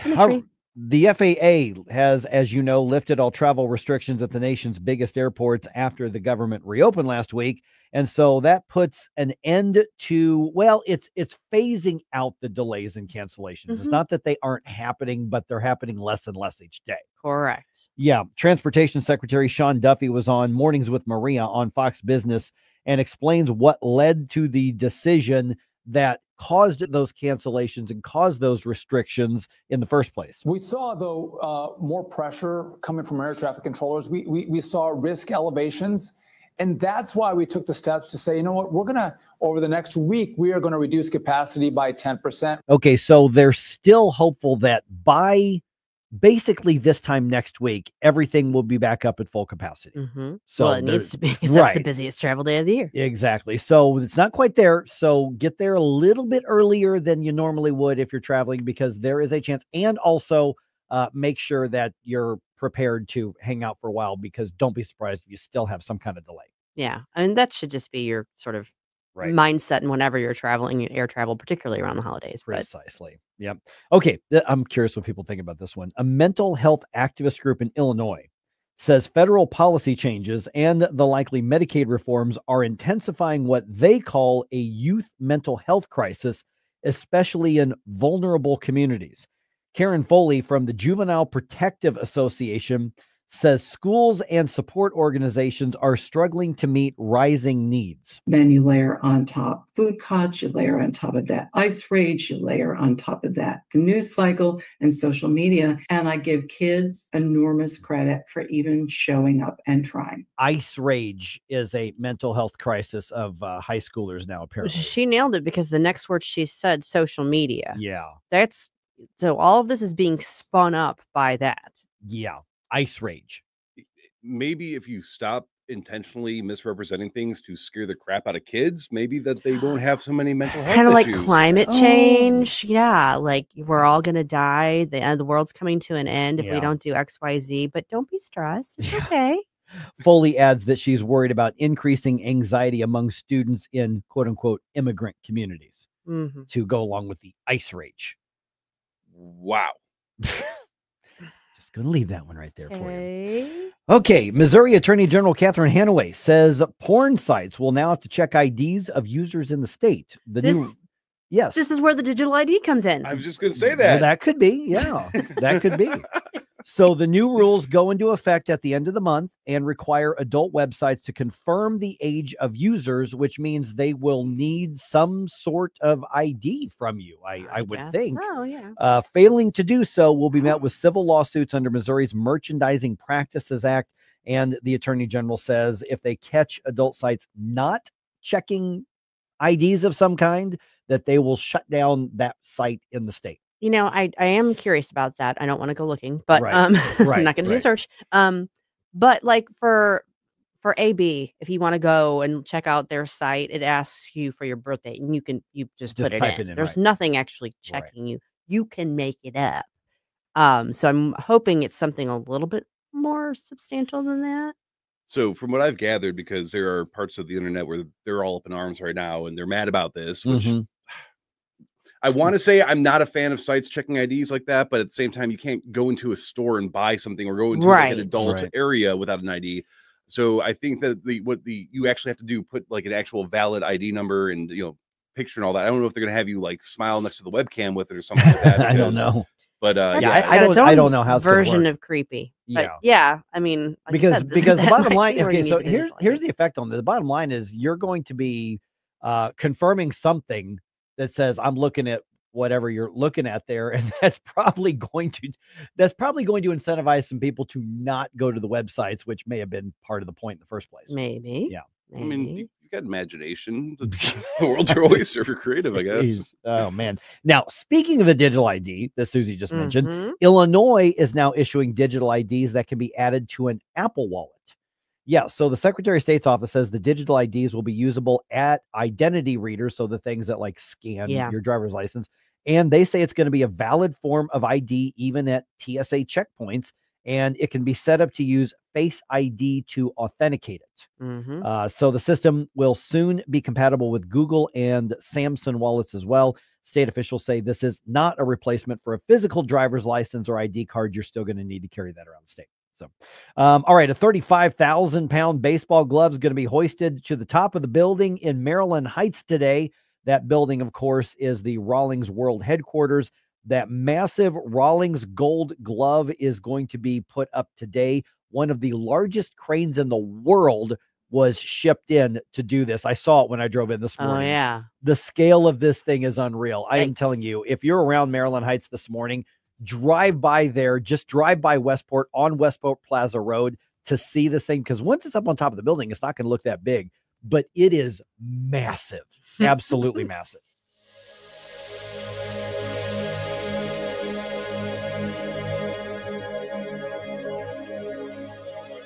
Looking for a hardware store that treats you like family? Welcome to True Value Schneider's Hardware, your local gem in Old Town St. Peters. For over 100 years, we're proudly serve you St. Charles County, providing everything from lawn and garden supplies to plumbing and electrical. Need a bolt or fastener? We've got you covered. And don't forget, we're a steel dealership. Whether you need sales, parts, or service, ask for Charlie or Jerry when you come in. We're here to help.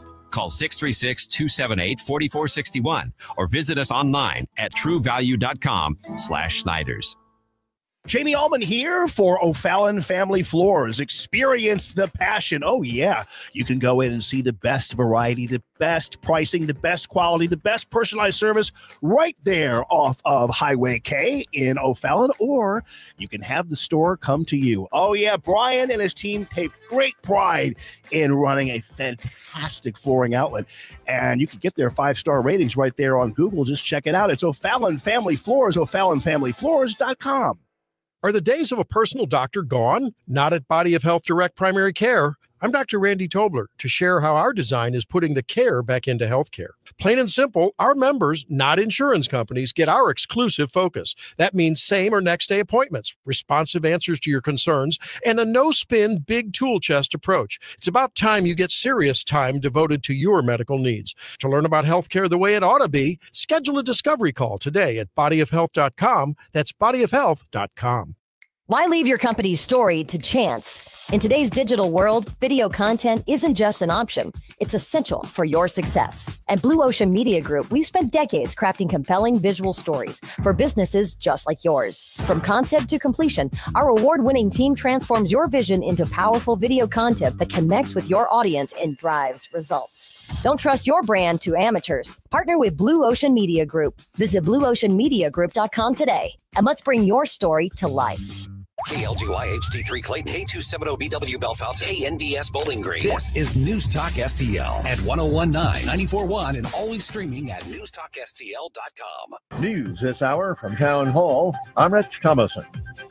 Another country is joining a group of nations considered among America's closest allies outside of the NATO alliance. We're taking our military cooperation to even greater heights by formally designating Saudi Arabia as a major non-NATO ally, which is something that is very important to them. President Trump announcing the move during last evening's White House dinner for Saudi Arabia's crown prince. The president also announced future Saudi investments in the U.S. totaling up to $1 trillion. This opening up of the new avenues of cooperation between the United States and Saudi Arabia is really unprecedented. An interesting side note, Elon Musk attended the White House dinner. As far as we know, it was his first time back at the White House since his falling out with President Trump over the big, beautiful bill. By an overwhelming margin, Congress has voted to release all government files on the late convicted sex offender Jeffrey Epstein. Acting with lightning speed on Tuesday, the House and Senate approved a bill requiring the Justice Department to publicly release the files. The congressional action happened on a single day after months of delay and attempts by President Trump not to release the documents. Since taking office, he had denounced the Epstein matter as a hoax pushed by Democrats, before saying last weekend that Republicans should approve the bill. Greg Clugston, the White House. More arguments are scheduled today before a judge as former FBI Director James Comey fights for dismissal of the criminal case against him. His lawyers are hoping to convince the judge that Comey is the target of vindictive prosecution. Comey is accused of making a false statement and obstructing Congress. He has pleaded not guilty. On Wall Street, the Dow futures 110 points higher. NASDAQ futures up 121 points. More on these stories, townhall.com. Right now in Ukraine, elderly Jews are trapped in unbearable poverty. Galina, she's a 96-year-old Holocaust survivor who has spent her entire life in the same village. She's sick and alone and facing another bitterly cold winter. And today, like every day, she has to decide to spend what little money she has on food, medicine, or heating. No one should have to live like this, but for Galina and so many others, this is the harsh reality. Look, the Bible tells us that when you bless elderly Jews living in poverty like Galina, you will receive blessings in return. Through the International Fellowship of Christians and Jews and your generous donation, you can bring hope to those in need. Your gift of just $25 will help provide a food box packed with life-saving essentials that help feed an elderly Jew struggling to survive. Don't delay. Your gift today will help provide the life-saving food and hope that Galina and many like her so desperately need. UrgentIFCJ.org. That's one word, UrgentIFCJ.org, or call now at 866-338-IFCJ, 866-338-4325. From the Michaels Flooring Outlet Weather Center. I'm meteorologist Chance Scotch with your first alert forecast. Going to see some patchy fog this morning as temperatures a little bit colder back towards the upper 40s, but we're going to continue to warm back up close to the 60-degree mark this afternoon. Looking at mostly cloudy skies and some chances of showers and thunderstorms begin into Thursday. That'll last into Friday evening before clearing for a drier weekend ahead as temperatures are back towards the lower 60s as we look off throughout the second half of the week. From the First Alert 4 Weather Center, I'm meteorologist Chance Scotch. This hour of News Talk STL is brought to you by Rodney and Jen Wallner and the entire Wallner home selling team at Berkshire Hathaway. Call them today at 314-810-SOLD. 314-810-SOLD. Columbo here for my friends at Bluff City Outdoors in Alton. The knowledgeable staff at Bluff City has served the St. Louis outdoor community for decades, and they can take care of all your bow hunting needs, all your trapping needs, all your fishing needs, and more. Plus, while you're there, you can schedule a trip with a local fishing guide and shoot in their archery range. Bluff City Outdoors is open 7 days a week, 1 mile east of Fast Eddie's at 2813 East Broadway in Alton. Follow them on Facebook and at bluffcityoutdoors.com. This holiday season, help Feed My People fill the shelves. News Talk STL and the STL County GOP are partnering for an annual food drive, November 10th through December 21st. Drop off your non-perishable food donations at all Bartolino's restaurants, all Chris's Pancakes and dining locations, and all 3 Michaels Flooring outlets, or at the News Talk STL studios. Tim Jones here to let you know that together we can make a difference for families in need. Visit NewsTalkSTL.com for complete drop-off locations. Mike Ferguson. I'm a stud. I'm ballsy. I don't take no from anyone. Susie Moore. I disagree on his assessment of the situation. Get up, can't you hear the alarm? Get up, St. Louis. So it's time to get out of bed. Pour yourself the greatest cup of Kofifi the world has ever seen. Rise up with one voice drain the swamp, and take back our country. Today's the day we're going to do it, and it's time to do it right now, believe me. Mike Ferguson in the morning on News Talk STL. This is your cousin. Susie, this is the Kofifi dance, not the aqua dance. Getting hangry. Susie's having a rough morning. And Fair. I was eating cookies in front of her just to add insult to I injury. know. He's So- like, I didn't throw that at him. You can't eat anything today. I can't eat anything or drink anything besides water until after my appointment at 10:30 because I'm being good and getting my wellness check so I can get my discount for my health insurance. Yes, so they're drawing the blood and they can't have cookies in it. No. Dang it. I looked over, we're all doing the Kofifi, and you've got this like half like I'm trying to smile, but beep, beep, beep, beep. You don't want to see me hangry. Oh my goodness. All right. Are we a step closer to justice for Jeffrey Epstein's victims, or are we just in a new phase of the political spin doctoring? Let's get into that here in just a moment. It is 7:06. Obviously, the Epstein stuff, not the only thing happening that you need to keep track of. Susie, what else is on the radar at RedState today? Well, This is the Red State Rundown. Funnily enough, I was so excited to talk. The It one actually, time I get the timing right. I know. Well, I'm thrown off. I'm hangry. But it does relate to the Epstein stuff, believe it or not. Yeah. Because there's been continuing fallout in Congress, including last night. We had Jamie Raskin giving a shameful defense of his Democratic colleague Stacey Plaskett regarding her collusion with Epstein during that congressional hearing. Basically, he's like, "Oh, she was just taking a call from her constituent." So Does she I guess represent the island? yes, she does. Yeah. I mean, but the thing is, like, you know, he would have been Donald Trump's constituent too. Had he been taking a call from him, they wouldn't be making. Okay, yeah. So that one's by Katie Jerkovich. We've got another one by Sister Told James Comer drops an eye-opening surprise on Hakeem Jeffries during House debate on Epstein legislation. Turns out Hakeem was soliciting donations from Epstein back in 2013. 2013, though, we were already on to Epstein's case by then. Yeah. Yeah. And then different part of Congress, Senate, our own Senator Eric Schmidt is demanding a DC appeals court judge suspend rogue jurist James Boasberg ASAP since he has had articles of impeachment filed against him. They're saying he should be suspended and not be sitting on the bench during. Right. So settle this because these are serious allegations. But in the meantime, because they're serious allegations, you don't get to decide anything else. Yeah. That's what they're calling for. Yeah. All right. RedState.com. That's where you find it. Okay. 427-1 and then unanimous consent. So for the record, unanimously, those are the margins the Epstein files bill had on Tuesday. So I guess there are so many more questions now at this point. This is a victory in the process. Yes. I would say for those who are actually interested in justice for the victims, and not only just that, but also the quest to try to fight back against this 2-tier, 3-tier, 4-tier justice system based on how elite you are powerfully and financially. I mean, because that's really a big part of what we're talking about. So we've got a demand for justice. We've got an unusual case of bipartisan morality, maybe. Or is this a matter of politicians just fear being on the wrong side of the campaign ads in 2026? Or doesn't matter. They voted. Yeah. I mean, I don't think that every Republican and every Democrat wants these files released. I'm just saying.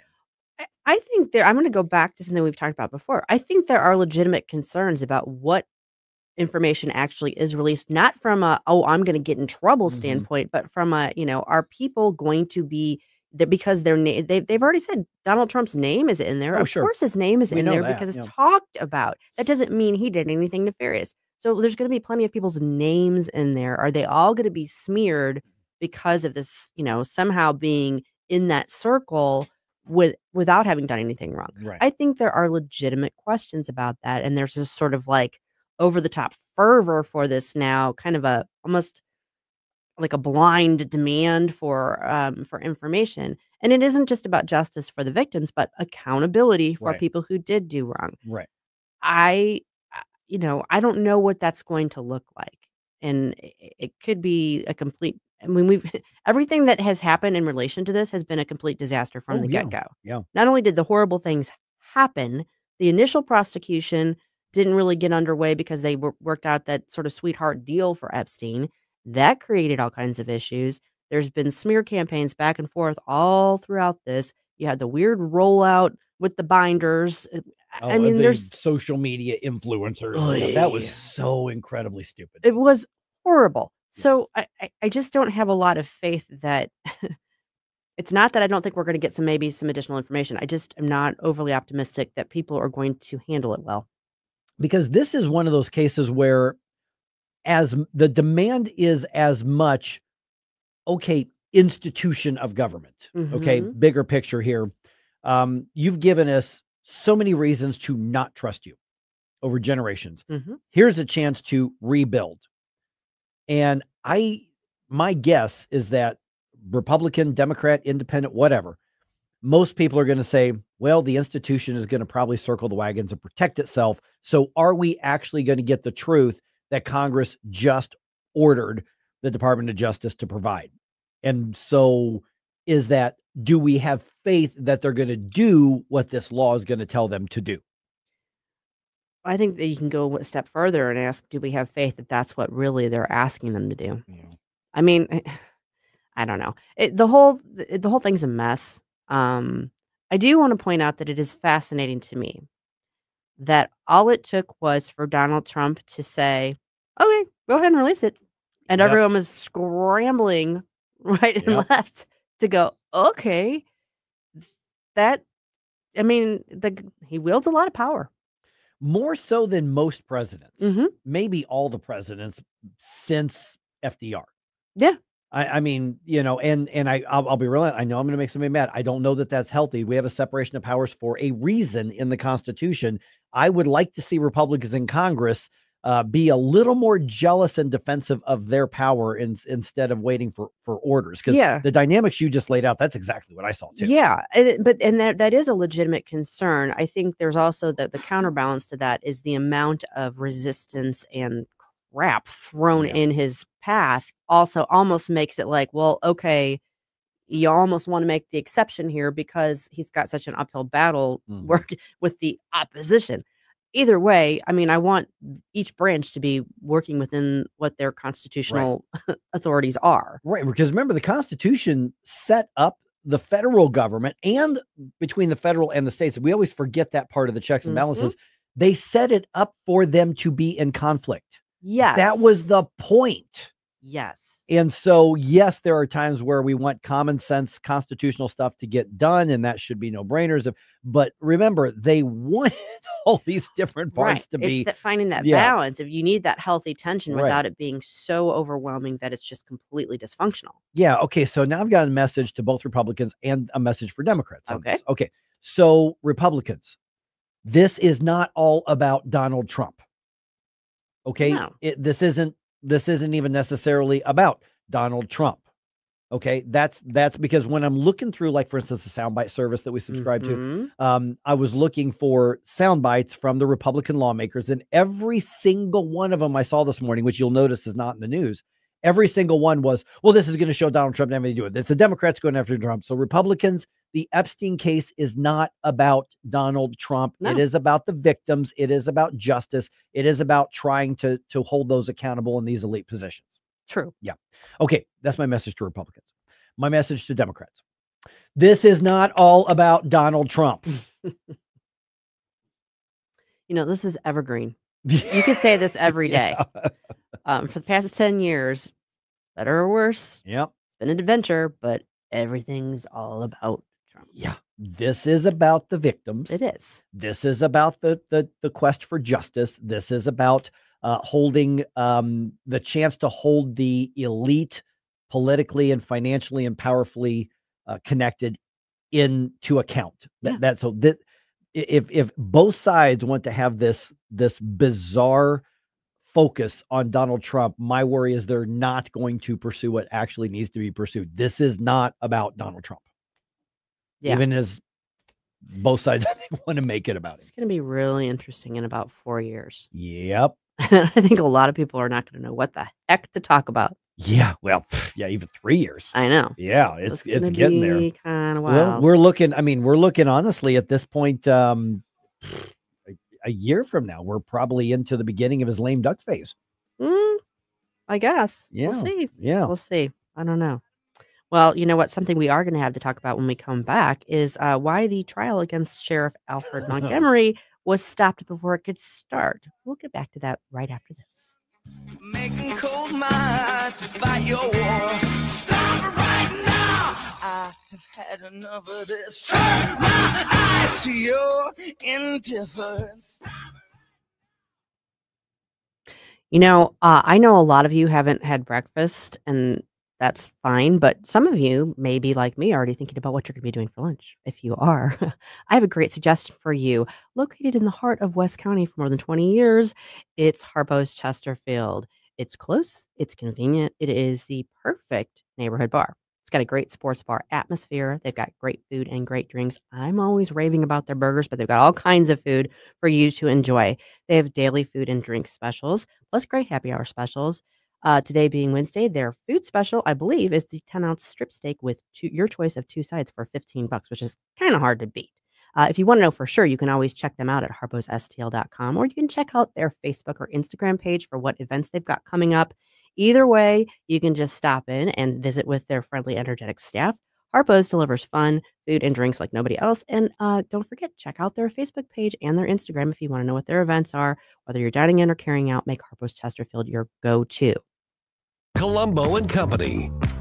A federal court just blocked the new congressional map in Texas. Could it have any influence on that issue here? We'll discuss Wednesday with Mo political insider Rodney Boyd, plus Danny Define and Closest Cabinet. Live and local, weekdays at 2 on NewsTalkSTL.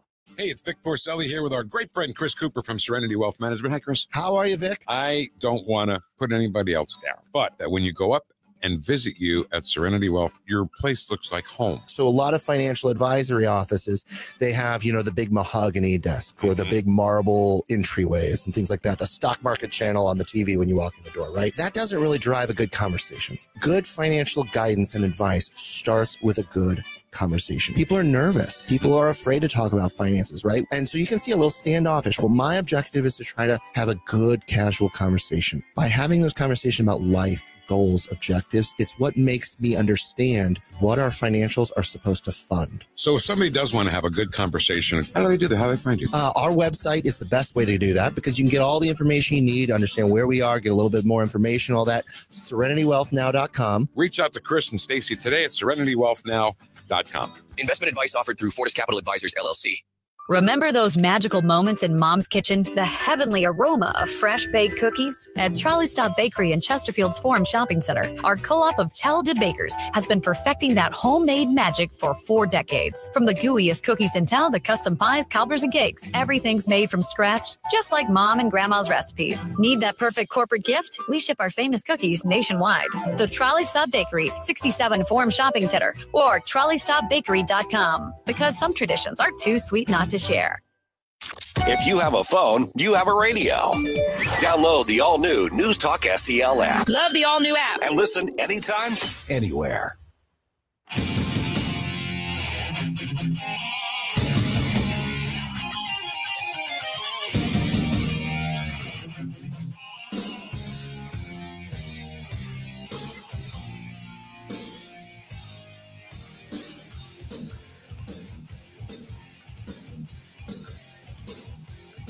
Hey guys, this is Billy Crow here from Jeffco Patriot Radio. Make sure to listen to us this and every Sunday at high noon. Now, back to Mike Loaded Dice Ferguson. All right. Okay, so basically it was like, sorry, Judge, he's not here. He's still in jail. That's what happened yesterday in the latest chapter of the Loaded Dice drama. Okay, I want to get to that in just a second because David Amilati did kind of a good explainer of what actually happened. And then obviously going to lean on your legal expertise here, Susie, as well. Do you use DoorDash by any chance? No, I don't. You don't? I mean, I have used it. I use Grubhub more than I use DoorDash. Do you use DoorDash at all, Jerome? I stopped. Okay, but you have used it. I have used it way too much. Yes. Okay, so DoorDash confirmed that there was a data breach.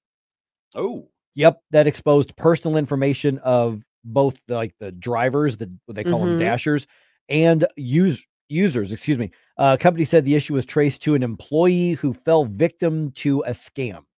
So somehow the employee did some kind of scam. They got into their phone and then they got into whatever internal connection that they had there. So the data accessed in the scam included full names, phone numbers, email addresses, and actual physical house addresses as well. The company says that social security numbers, ID numbers, driver's license information, financial information was not affected by this. You know, there used to be these things called the phone book. Yes. Yes. That had your full name, your phone number, Yeah. and your address in them. Yeah. And we just picked them up and looked people up Yep. and didn't think anything of it. Yep. So now sometimes when this kind of thing happens, everyone freaks out. And I'm like, You can okay. actually look that up. Now, the phone book is still online. You Yeah. can look it up. So, I mean, it does. It, obviously, any kind of data breach, privacy Right. breach is a thing. But it's just it's kind of funny to me that we Yeah. used to like not think of that in those Right. terms. Yeah. I mean, and you had to specially request your name and number to not be in the phone book, Yes.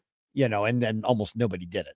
Right. But you could look up, you know, Ferguson, comma, Michael, and then there'd be however many Michael Fergusons there were. But you could find that with the phone number and the actual street address right there. And they would put this book on your That was the white doorstep. pages. Yeah, the white pages. They would put this book on your doorstep, whether you wanted it or not, once Every a year. year. Wow. See, I think the part of the frustrating thing with these sorts of things, though, is that it's a little bit more specialized because, like you mentioned, there might be several people with your same name. Right. When it comes to your digital footprint, your digital ID, Correct. though, it's right. It's This is associating you with that service. Yeah, and Yeah. it's kind of, and then the other part of it is, no matter how strong your password is, what are called phishing attempts are still the number one ways. You know, we think of like the Hacker Man of the '80s movies on all these different keyboards. It's really just getting somebody to give over information they shouldn't have given over. Exactly. I'm looking. Actually, I don't think I have DoorDashes. Have you ever had a DoorDash delivered to you that wasn't yours? I have not. I've had my orders end up somewhere else, but I've never had somebody show up. No, I don't have DoorDash. it turns I out. actually received somebody else's DoorDash. It Mhm. was left when I was asleep, so I woke up to it on my thing, and then I went around and I asked my neighbors. I'm like, "Is this, you know, this was just sitting here? Right. Is this yours?" No, it's not ours. It's not ours. So I got excited. I'm like, "Well, I can't do anything else. It's mine Right. now." The DoorDash person forgot a few items, and I actually had that internalized. Do I call and complain and see if they give me the items anyways? Or Wow. when I'm hungry.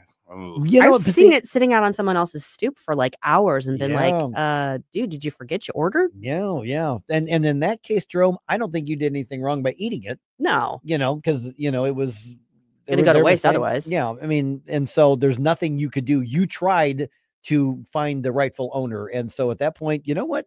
You can either throw it in the trash because it's your door, or you can eat it because it's there. It was items I would have ordered anyways. To be There you go. honest. But yeah, no, I did not call and complain. But if you're gonna mess up somebody else's order, leave all the items Yeah. at the wrong door. Okay, Come on, There you get go. with it, guys. All right. Okay. So just heads up, if you're a DoorDash user, they say that if your information was compromised, you're going to get some kind of note either through the app or on email or something like that. And then you can deal with that accordingly. All right. Loaded dice trial. Take two. Okay. They're going to try that today. Second time's a charm. So here's what happened yesterday. KMOV's David Amilati was at the courthouse. He was there, but Alfred Montgomery was not. Here's what happened. Trial was supposed to get underway at 9:30 Tuesday morning, but there was just one problem. Sheriff Alfred Montgomery was not in the courtroom. He is still in the custody of the federal government. And Judge Steve Omer says he just doesn't see a way to give him fair due process if he's not in the room for his trial.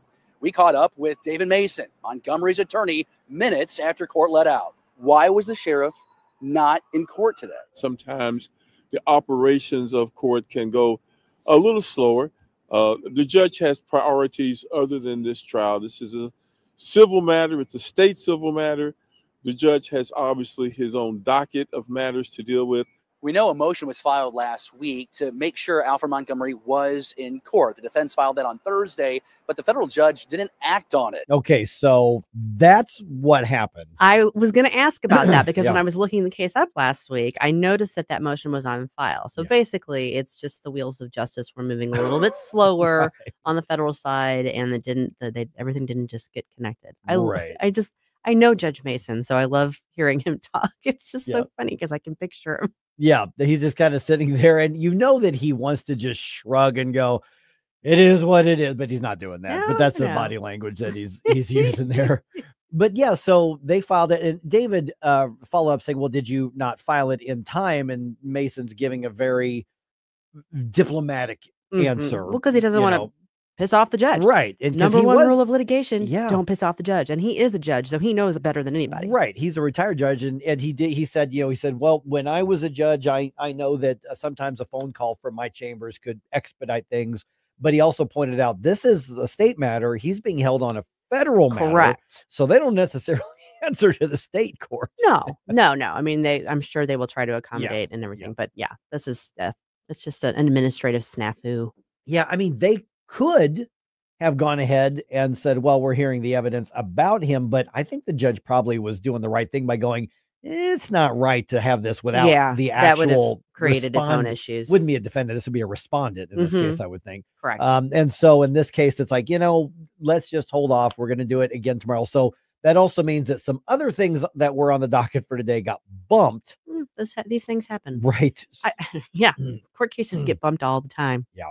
And so now we're in a situation where a little more drama, a little more spice, but would we have it any other way with Alfred Montgomery? I mean, there's got to be something silly that happens. Have the spice for loaded dice. And so again, this could be a situation where they just do the whole thing, and then the judge will say, "I'll give you a ruling when I get a ruling." From what I'm being told out of Jeff City and with folks right here. And tell me what you think, is that this is unlikely to be a multi-day thing. They're going to have it all in one day, probably over the course of a couple hours.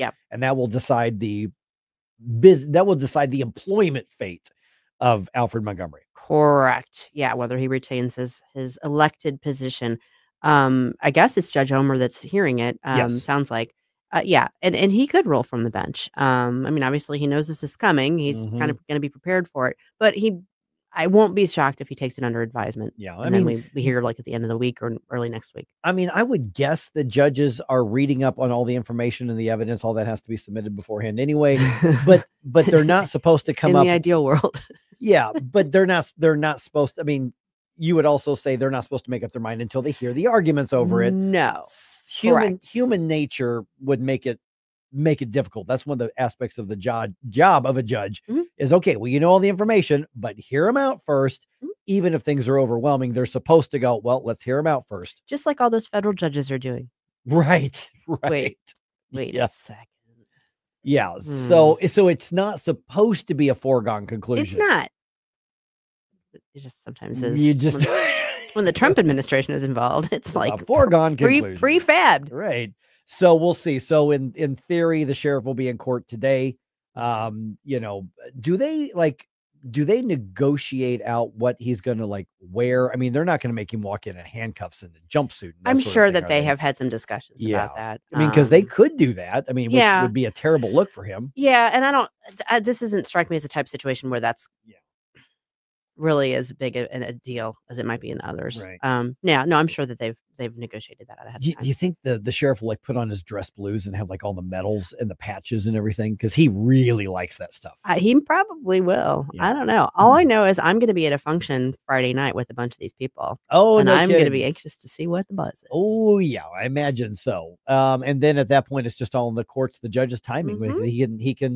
He can announce a ruling whenever he feels like, and Correct. he could do it today. He could do it from the bench. I just think that he might take it under advisement so that he Right. can actually issue write it out and opinion. all that sort, because it is kind of a big deal. You're talking about kicking an elected official out of office. Right. That's why I think he may wait just because it's a serious deal. As much fun as we're having with all the nonsense of this, it really is a serious deal. And of course, the sheriff's office is going to keep going because the interim's already been appointed. Correct. And so it's just going to keep moving. It's just a matter of you stop paying Alfred Montgomery for he just goes off the payroll. Right. I mean, sometimes the people that you vote for end up getting removed from office. That's right. the way it happens. You We've think seen it happen before. You think he qualifies for Cobra coverage because he's going to lose his job?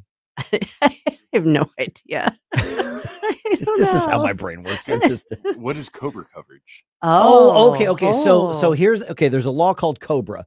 And what happens is if you leave a job for any reason whatsoever, you're supposed to be able to continue to buy your health insurance coverage, but at the full price. So if your employer covers 25 or 50% or pays it all, they don't have to pay any of that, but you could pay the company to keep your group health insurance.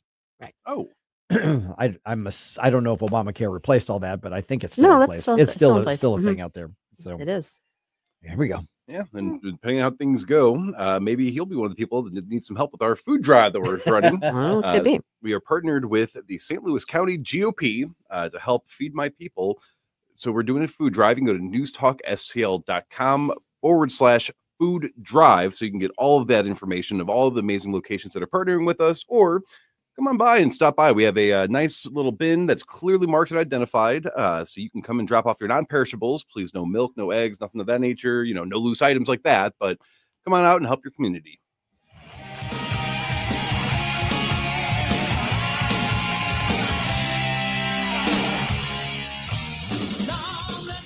From the Michaels Flooring Outlet Weather Center. I'm meteorologist Chance Scotch with your first alert forecast. Going to see some patchy fog this morning as temperatures a little bit colder back towards the upper 40s, but we're going to continue to warm back up close to the 60-degree mark this afternoon. Looking at mostly cloudy skies, then some chances of showers and thunderstorms begin into Thursday.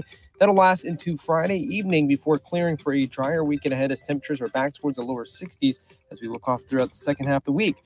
From the First Alert 4 Weather Center, I'm meteorologist Chance Scotch. Your business moves fast. PRI Global keeps it moving smarter for almost 30 years, delivering top tech talent to help companies grow stronger, custom applications, simplifying your operations, securing your data, modernizing your business from the cloud up. And with Prismatic, you're going to get real-time insights, automated workflows, people, process, platform. PRI Global delivers all three. PRIGlobal.com. Larry Connor's Commentary, brought to you by Vincent's Jewelers, offering a wide selection of jewelry, including lab-grown diamonds, affordable earrings, bracelets, necklaces, and rings, up to 75% off their natural counterparts. Visit VincentsJewelers.com. This is Larry Connor's Commentary on News Talk STL. Two pitchers for the MLB Cleveland Guardians are accused of taking bribes to rig pitches. Allegedly, they won hundreds of thousands of dollars. They say, no way. One of them say, I have a $700,000 contract. You know, gamblers are strange and make some strange prop bets on anything. Give you an instance. A fly lands on a table, and suddenly you got 5 guys betting $100 each as to which way the fly is going to take off. Silly, you say? Yeah. But, of course, if you get the fly early, and you clip a section of the fly's wing, it might change the liftoff. These MLB players were sometimes making prop bets on how many pitches would be above 80, how many pitches would be in the dirt. Pete Rose is the major name in baseball tied to betting, but no proof he ever bet against his own team. Yet for all of that, he got banned in 1989, and Hustle was up for the Hall of Fame. Charlie Hustle was not going to get in until recently. This last September, they said, yeah, he can come in. Well, he died at age 83. Will Rose still get in? What are the odds? And if he does get into the Hall of Fame, what are the odds Charlie Hustle will come out of the grave? Oh, you think that's slim to none? There's someone waiting to take that bet. Get more Larry Connors on Larry Connors USA. Tonight at 6 on News Talk STL. Tim Jones here from my great friends at Comprehensive Chiropractic, the premier chiropractic and sports performance facility in the region. How do I know? Simply put, they've helped me on many occasions. Here's another solution to your everyday aches and pains. The Studio Health and Wellness Center. Services include Pilates and yoga, both with certified instructors. I can also highly recommend the massage therapy, which is not an indulgence. It's a proven method of healing and restoration. Trust my friends at Comprehensive Chiropractic in Eureka, cchiropractic.com. That's cchiropractic.com. The Vic Porcelli Show. It is an honor and a privilege to have U.S. Senator Eric Schmidt. Hey, I have to tell you, I don't know if I've ever told you this. In the 90s, what would this have been? Mid-90s. Yeah. And I was like, I worked at Grant's Farm, and I had a couple other jobs. In the afternoon, I would often hear and listen to Porcelli's Deli on the radio. Thank you so much. Thank you for listening. Thank you for making me feel older than I already feel. That's just great. Vic Porcelli, live and local, weekday mornings at 9 on News Talk STL. Located in the heart of St. Charles, Kevin's Guns is your family-owned destination for all things firearms. Whether you're a collector, hunter, or military enthusiast, we have it or can get it for you. From new to used rifles and handguns in every style and caliber, our friendly and knowledgeable staff is here to help educate you and ensure you make the perfect choice for your needs. Buy, sell, or browse our incredible selection at kevinsguns.net or call 636-493-1195. Kevin's Guns, where gun enthusiasts come home. News, analysis, opinion. Chuck Schumer and Hakeem Jeffries have given in to the far left progressive base. Has Mamdani won the soul of the Democrat Party? 101.9 and 94.1 News Talk STL.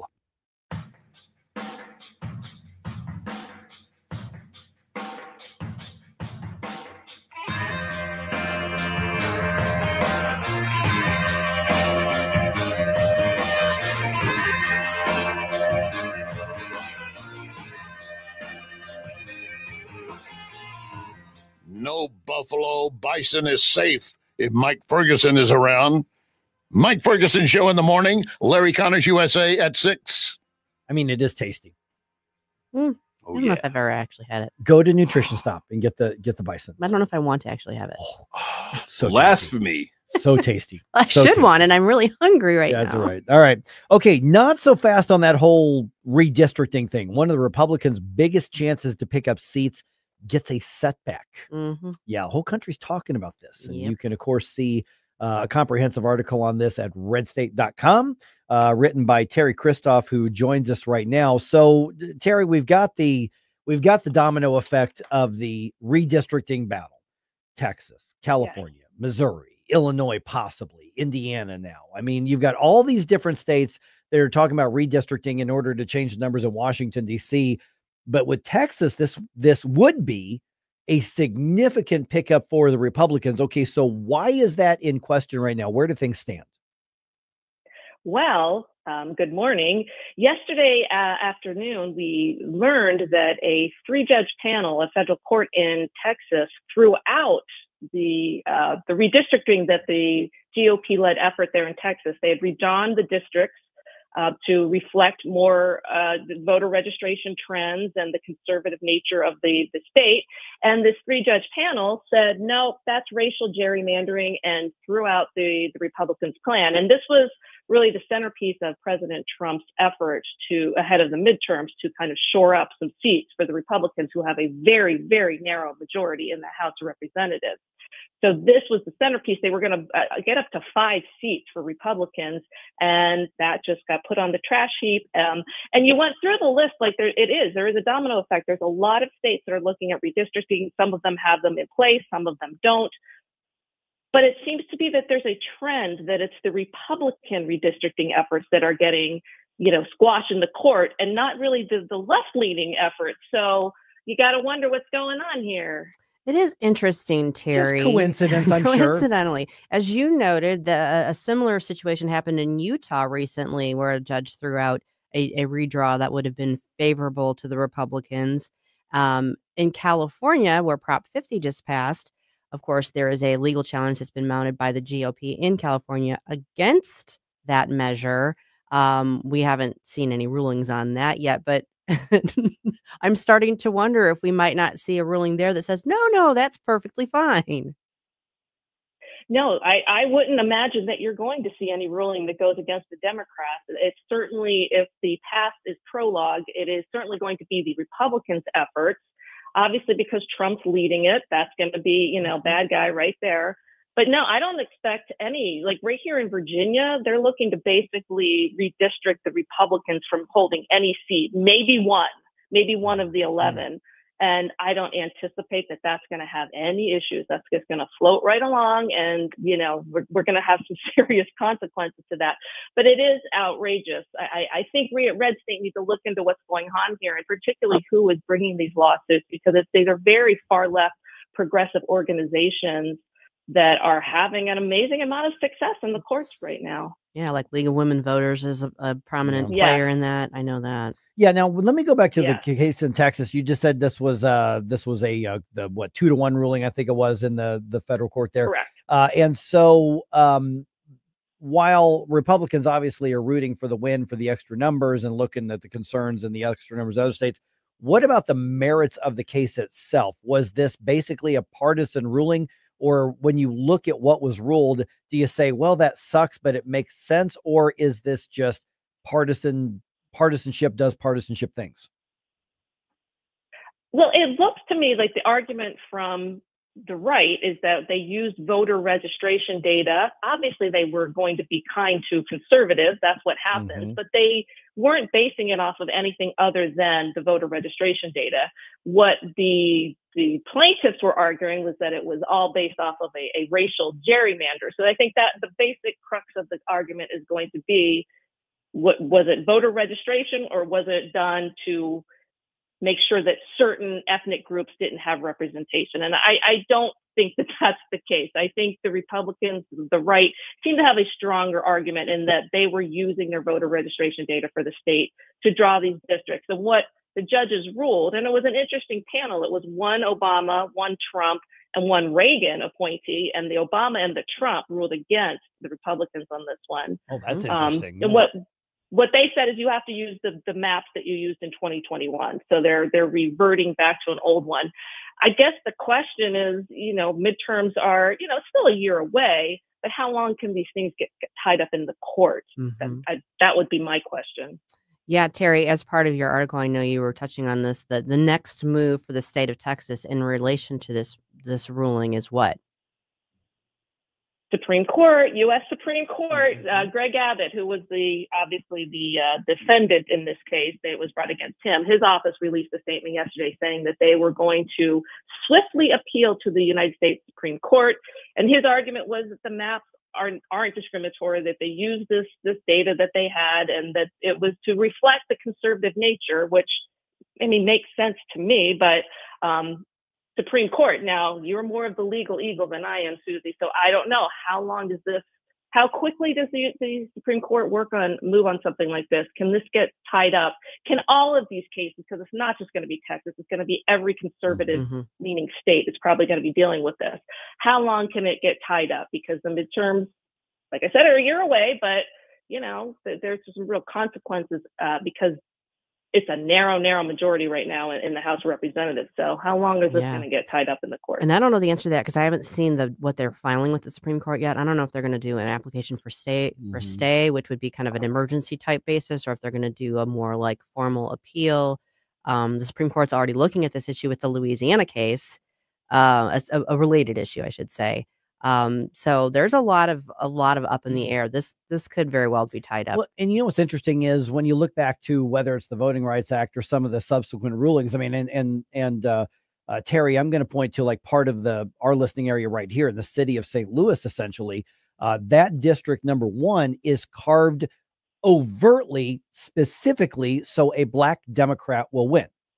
And that's not the conservative guy, casting aspersions. That's literally the reason that it's drawn the way that it's drawn. And that is part of the representation argument in there. So when you're looking at making sure something's blue, there are laws and rulings people point to. So what's the difference if it's flipping something red? That is going to probably be the big question over the next 12 months as this gets played out in the courts. And that's basically what happened in Utah. They carved out a little area for Democrats in Utah last week. And I don't know what the state of that one is, whether that's being appealed, but it's the same thing. Like it was the League of Women Voters and they wanted a Democrat leaning district. And the judges said, yeah, sure, take it. It's yours. Kind of overriding Utah's right to, in their legislative, they lean Republican, and overriding their right to draw these boundaries. So it is very inconsistent here on what these rulings are. Sure seems like it. And I know there's the tension between what is political gerrymandering versus what is racial gerrymandering. Where's the overlap? Where is it okay? Where is it not? Teri, you mentioned this earlier, and I kind of want to go back to this too, because Virginia was so much in the spotlight for the 2025 elections. And now the Virginia legislature is basically just going to go great guns and run roughshod over the Republicans in the state, aren't they? It's already happening. They're already introducing it. What's going to happen is we're going to have it's not a super majority, but it's a sizable majority here for the Democrats. They're going to have all the three governor, lieutenant governor, attorney general, and then they have both houses of our state legislature. And they're already introducing bills to be argued and when the legislature meets again, which is in early 2026. And it's just a smorgasbord of leftist awfulness. And it's gun rights are going to be eroded, right to work is going away, and this redistricting is going to be a nightmare because right now we have 11 districts and it's 6 Democrats, the congressional districts, to be clear, these are the congressional districts, 6 Democrats, 5 Republicans, and they have a 10-1 plan where they are going to make sure that Republicans aren't competitive in 10 out of the 11. So we got some problems headed our way here in Virginia, and it's going to be pretty ugly. So you look at a pickup of 4 Democrats right there, which would almost completely negate where we started with the 5 pickups of Republicans in Texas, and then California with whatever pickups they're going to try to do. They talked about this in Illinois, but the paperwork is already, the deadline's already passed for the primaries because Illinois' primaries are actually in March. So I don't think they can pull that off there, but other states, they can. I know it's almost like we should just draw the districts based on population and population alone. I know that's a weird thing to say, but it, yeah, but this is the state of where, this is the state of where we're at right now, Teri. It is. And I did want to mention really quickly what's going on in Indiana, because that one was supposed to be a slam dunk for Republicans because obviously Republicans have quite sizable majorities there also. And that is, I don't know if people are up to date on that one, but they have said that they're going to meet for a special session in the state legislature starting on December 1st. Where they were going to be working on their redistricting plan. And all of a sudden last week they said, no, we don't have the votes to pass anything, so we're just not going to do it. So that's another fight that's going to be fun to watch because Trump has really come out like, primary all of them. These people all have to go. So there's a fight there to be had. So I don't think we're going to have many answers soon on these redistricting questions. And it's going to probably be played out for a while, which is an uncomfortable place to be. All right. RedState.com is where you're going to see the article. It's called, Of Course They Did. A federal court just annihilated the GOP's Texas redistricting plan. And it was written by Teri Christoph. Thanks, Teri. Thanks, Teri. Thank you. Hey, you guys, Thanksgiving is just a week away. A week from tomorrow. Yeah. Are you ready? And we're not talking about the food preparation. We're talking about helping you prepare for the dinner table conversations, which ones to avoid. We'll have that coming up next.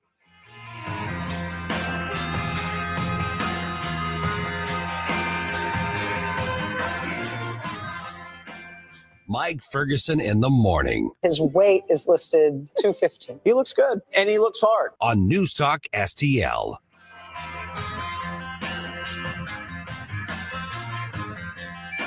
When water troubles strike, call the family you can trust. Tim Jones here for Ambassador Plumbing, serving our community since 2018 with 25 years of master plumbing expertise from Tim Morris and his hand-picked team. Whether it's a simple faucet repair or a complete bathroom remodel, if water runs to it or through it, they do it. From residential service calls to commercial to new construction, the folks at Ambassador are your neighbors treating you like family. Ambassador Plumbing, where faith meets craftsmanship. 636-383-6932 or ambassadorplumbing.com. That's ambassadorplumbing.com. Chris Arps here, and after Becky and I leave church on Sunday, we head down the street to Capriotti's to grab a classic meatball sub. And of course, for dessert, I get a giant chocolate chip cookie. I love Capriotti's, and you will too. On Manchester at McKnight in Rock Hill. Here's a great way to save money on your prescription medications. If you take Viagra or Cialis, we can give you a way to pay as little as $2 a pill. Compare that to prices as high as $60 per tablet. These pills work for men and women to improve their sexual performance. And now for the price of 2 or 3 pills, you can get nearly 100. There's no need to pay expensive prices for Viagra or Cialis. Call now with your prescription and pay as little as $2 a pill. We offer 24/7 service and always free delivery and confidential packaging. Change your life for the better and have fun. Call Pharmacy Shop 24/7 to get generic versions of Viagra or Cialis for as little as $2 a pill, plus free discreet shipping. 800-631-2030. 800-631-2030. 800-631-2030. That's 800-631-2030.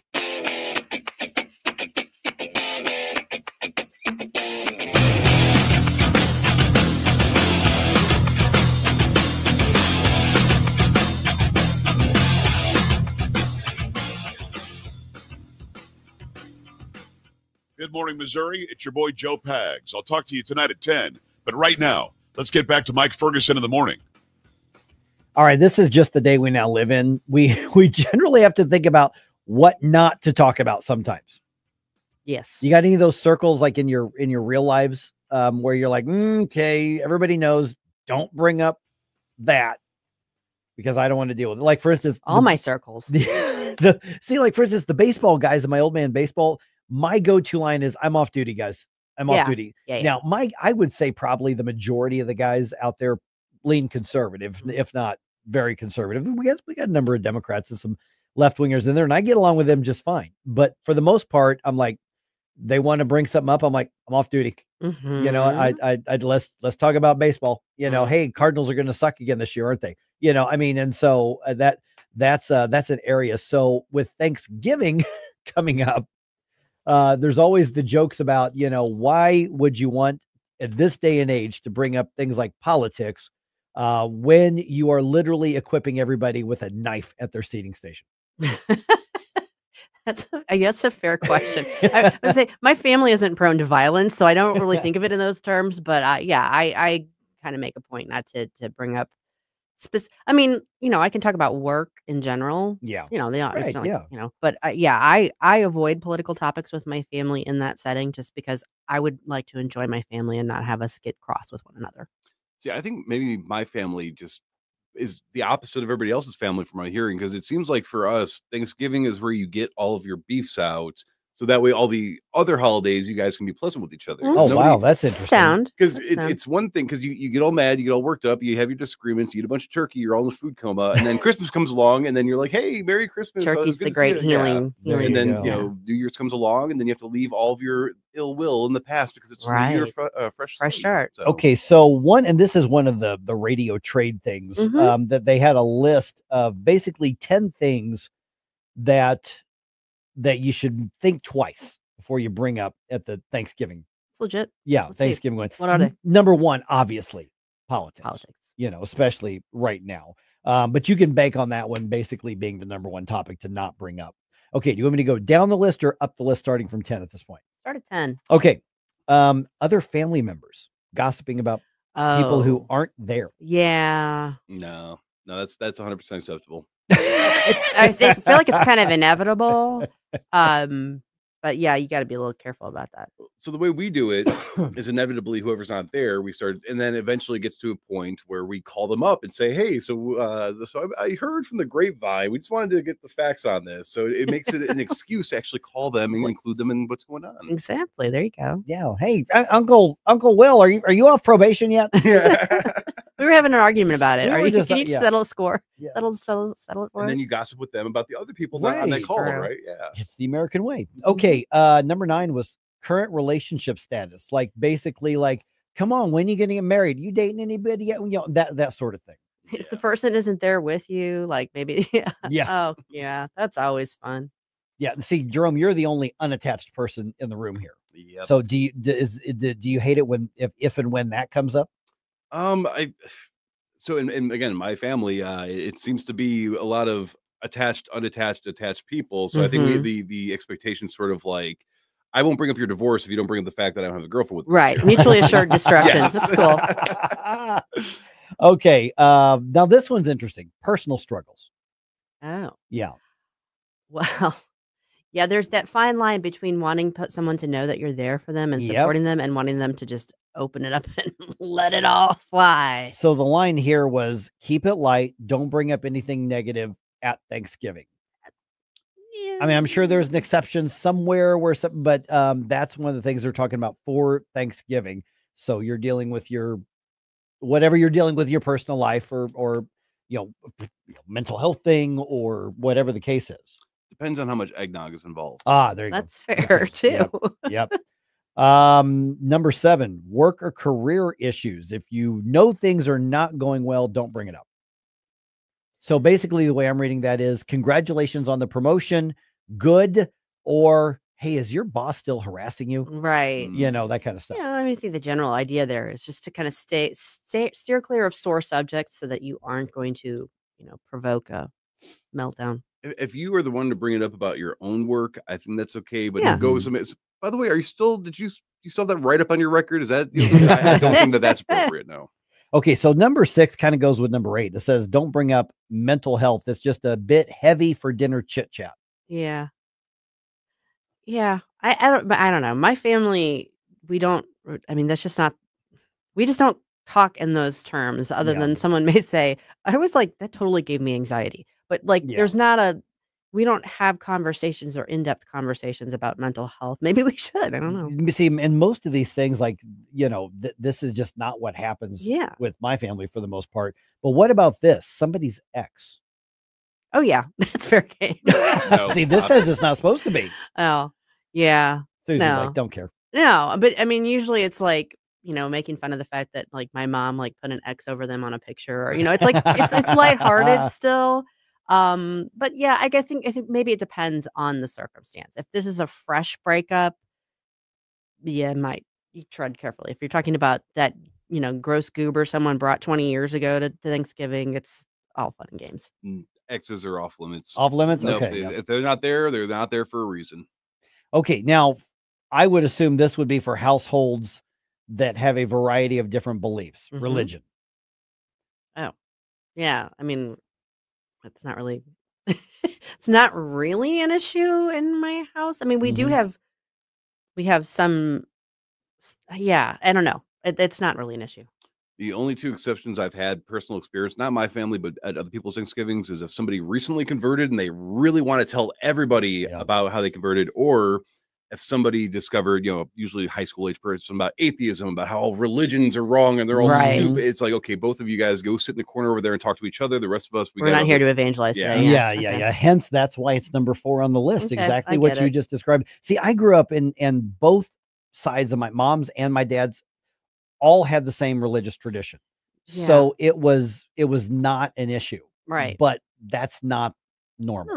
No, that's not really normal. So it's not uncommon. It's just not, I think, the standard thing. So I think that's probably a pretty safe one. Just don't bring it up if people get really sensitive about it or very defensive. Sure. And there are a few things people take as personally as religion and faith. It's true. Appearance or weight. Oh gosh. Okay, I disagree with this. I was in much better shape at one point in my life, and if people had just said, "Hey, you're getting a little fat there," boom. Now I know. Get back on track. Yeah. Yep. There you go. So maybe you shouldn't have that third helping. Well, not a thing. You don't tell me that day not to eat. You say just make it your New Year's resolution. Right. And then number 2, the other one is asking people about their personal money and their finances. Oh, it's just always an awkward conversation, no matter what. Exactly.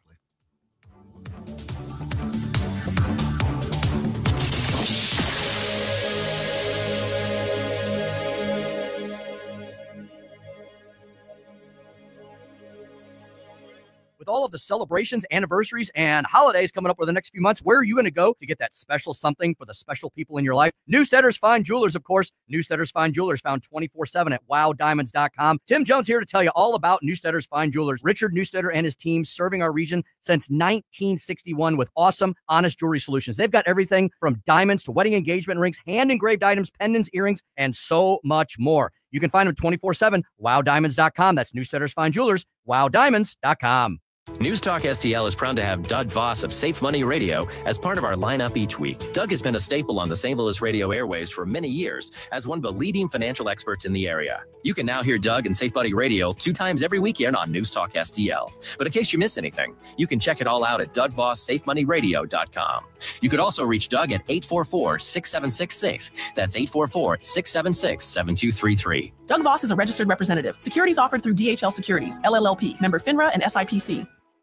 Do you own a timeshare? Well, face the facts. You made a mistake. You made a bad purchase. A timeshare is not an investment. It's a money pit that continues forever. If you use your timeshare, that's great. But if you don't, and you want to legally get out of your contract, call my friends right now at the Timeshare Exit Hotline. They're an experienced team of lawyers who help good people like you get out of a timeshare contract that they just don't want.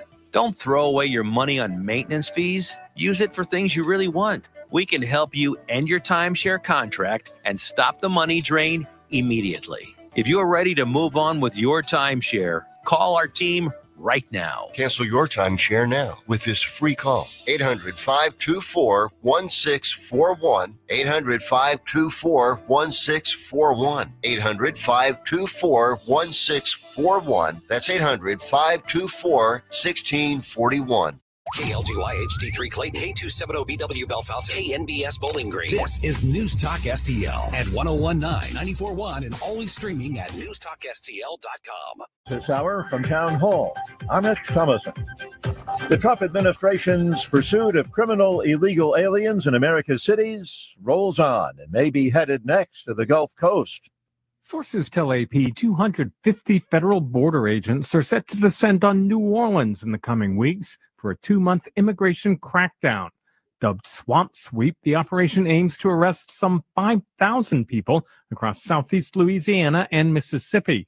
The plan includes agents fanning out across neighborhoods and commercial hubs, with staging sites planned at the FBI field office and a nearby naval base.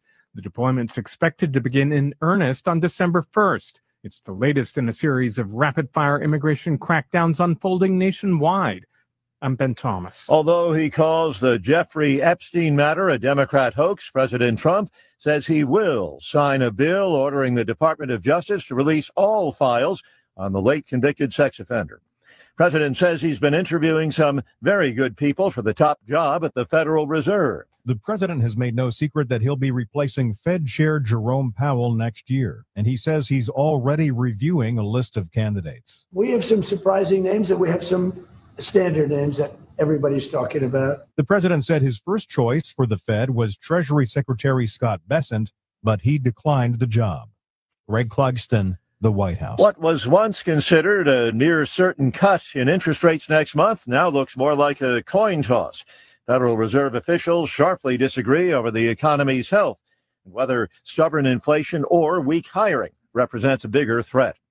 Target's third quarter profits tumbled, raising fresh questions about how the struggling retailer will fare over the upcoming holiday shopping season. On Wall Street, Dow futures are up 86 points. More on these stories at townhall.com. Dennis Prager here for AmFed Coin and Bullion. I've always been a strong believer in precious metals investment, and I've always been fascinated with rare coin collecting. But owning the wrong coins that only make dealers a lot of money can be catastrophic for your investment portfolio. AmFed Coin and Bullion specializes in taking people out of non-performing coin portfolios and turning them into gold, silver, or platinum bullion. They tailor a portfolio based on your goals and not what they want to sell you. You'll never experience scare tactics, misleading hype, or high-pressure sales from owner Nick Grovich and his very knowledgeable staff. They will evaluate your portfolio, show you how your coins have performed, and take the time to educate you on the ugly industry practices so that you can make an informed decision. Smart people can make very bad investments when they're under pressure and lack the facts. Call 800-221-7694. That's 800-221-7694. AmericanFederal.com. From the Michaels Flooring Outlet Weather Center. I'm meteorologist Chance Scotch with your first alert forecast. Going to see some patchy fog this morning as temperatures a little bit colder back towards the upper 40s, but we're going to continue to warm back up close to the 60-degree mark this afternoon. Looking at mostly cloudy skies and some chances of showers and thunderstorms begin into Thursday. That'll last into Friday evening before clearing for a drier weekend ahead as temperatures are back towards the lower 60s as we look off throughout the second half of the week. From the First Alert 4 Weather Center, I'm meteorologist Chance Scotch. This hour of News Talk STL is brought to you by Stifel, serving investors for over 130 years. Contact your Stifel financial advisor at stifel.com. That's STIFEL.com. Hungry for the best steak you'll ever have? Head to the heart of Moscow Mills and discover Harry J's, a local landmark and family-owned steakhouse, serving up excellence since '98. From mouth-watering appetizers to decadent desserts, Harry J's has something for everyone. Enjoy our extensive bar selection while soaking in our friendly family atmosphere. Whether dine-in or carry-out, your meal is prepared to perfection. Make the drive to 300 Main Street and treat yourself to a taste of Moscow Mills' finest. Harry J's, more than a steakhouse. We're a tradition. Why leave your company's story to chance? In today's digital world, video content isn't just an option. It's essential for your success. At Blue Ocean Media Group, we've spent decades crafting compelling visual stories for businesses just like yours. From concept to completion, our award-winning team transforms your vision into powerful video content that connects with your audience and drives results. Don't trust your brand to amateurs. Partner with Blue Ocean Media Group. Visit blueoceanmediagroup.com today, and let's bring your story to life. Mike Ferguson. Big guy, one of the biggest in the world. Susie Moore. Do you think he's ready? He's not ready. Get up! Get up! Can't you hear the alarm? Get up, St. Louis. I have a feeling that by the end of this evening, I'm going to be blamed for everything. Mike Ferguson in the morning on News Talk STL. Get up! Get up! This is your cousin Bob. All right, the word of the day. Word of the day. Affordability. That's a good word. That's the word of the day here. The left has a pretty short memory when it comes to a key aspect of affordability right now. Oh, yeah, because obviously they're arguing and talking a lot about healthcare and affordability, and if we don't completely stay in the socialist system and we do any reforms, people are going to die. Yeah, we need to take more money from you so we can subsidize the cost of other people while you pay more on all fronts. But here's the thing is what was hurting people when it comes to affordability not all that long ago. You remember when it was, $4 a gallon for gas? We've seen energy utility prices go up. What about that aspect of affordability? Mm-hmm. We're now joined by Larry Behrens from Power the Future. Larry, good chat with you again. So affordability, and you just wrote about this at townhall.com. And I want to get your thoughts. People can find the article on that right now. We've got kind of a selective memory on the left right now when it comes to affordability. Now, I think it's fair to be talking about all of it, but we like to pick and choose. Yeah, for sure. Hey, Mike, thanks for having me. You're absolutely right. And I would argue, too, it could be selective memory, or it could just be they think the American people are stupid, that they don't remember 2+ years ago when we were paying, I think the national average actually reached above $5 a gallon for gasoline, and they see that they didn't care about affordability then. We dealt with 9% inflation. They didn't care about affordability then. Then all of a sudden they want to just say, oh, well, affordability is really important to us. That's like, the arsonist who's burned down the town saying, well, fire safety is really important to me. No, we remember exactly what they did. And so they have no credibility, if they ever did. They have no credibility on this issue of affordability because they drove up prices in every way, shape, and form. And some of these prices obviously are back down. I mean, some of the immediate executive actions that the Biden administration did reversed by the Trump administration, but there are other market factors in play right now. I mean, I saw gas at, what was it? I think $2.59, here by the radio station not that long ago. So things have come way down, but it's a matter of keeping some things as affordable as they are, but still addressing other things. Utility costs are still going up all over the place. What are things that can still be done to try to arrest that growth in cost or bring them down? Yeah, you're right. It is a complex picture, but supply has something to do with it. We're producing more oil than we ever have in the history of the country. So that's something that's going to help. But to your point, utility bills, electric bills are going up through the roof in my part of Missouri, your part of Missouri, I'm sure as well. And that's because a whole lot of utilities brought into the Green New Deal and said, oh, yeah, we trust that solar panels and windmills are going to be cheaper. Well, look at your bill. Are they cheaper? After, 4 years of this detour of the Green New Deal, are they cheaper?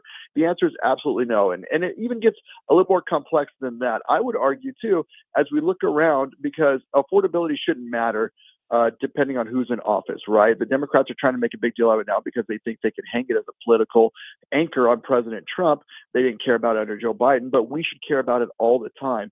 And if you look at, $2.54 per gallon is a great price. Someone in Los Angeles would really, really love to pay that price. In fact, everybody in Los Angeles really, really would.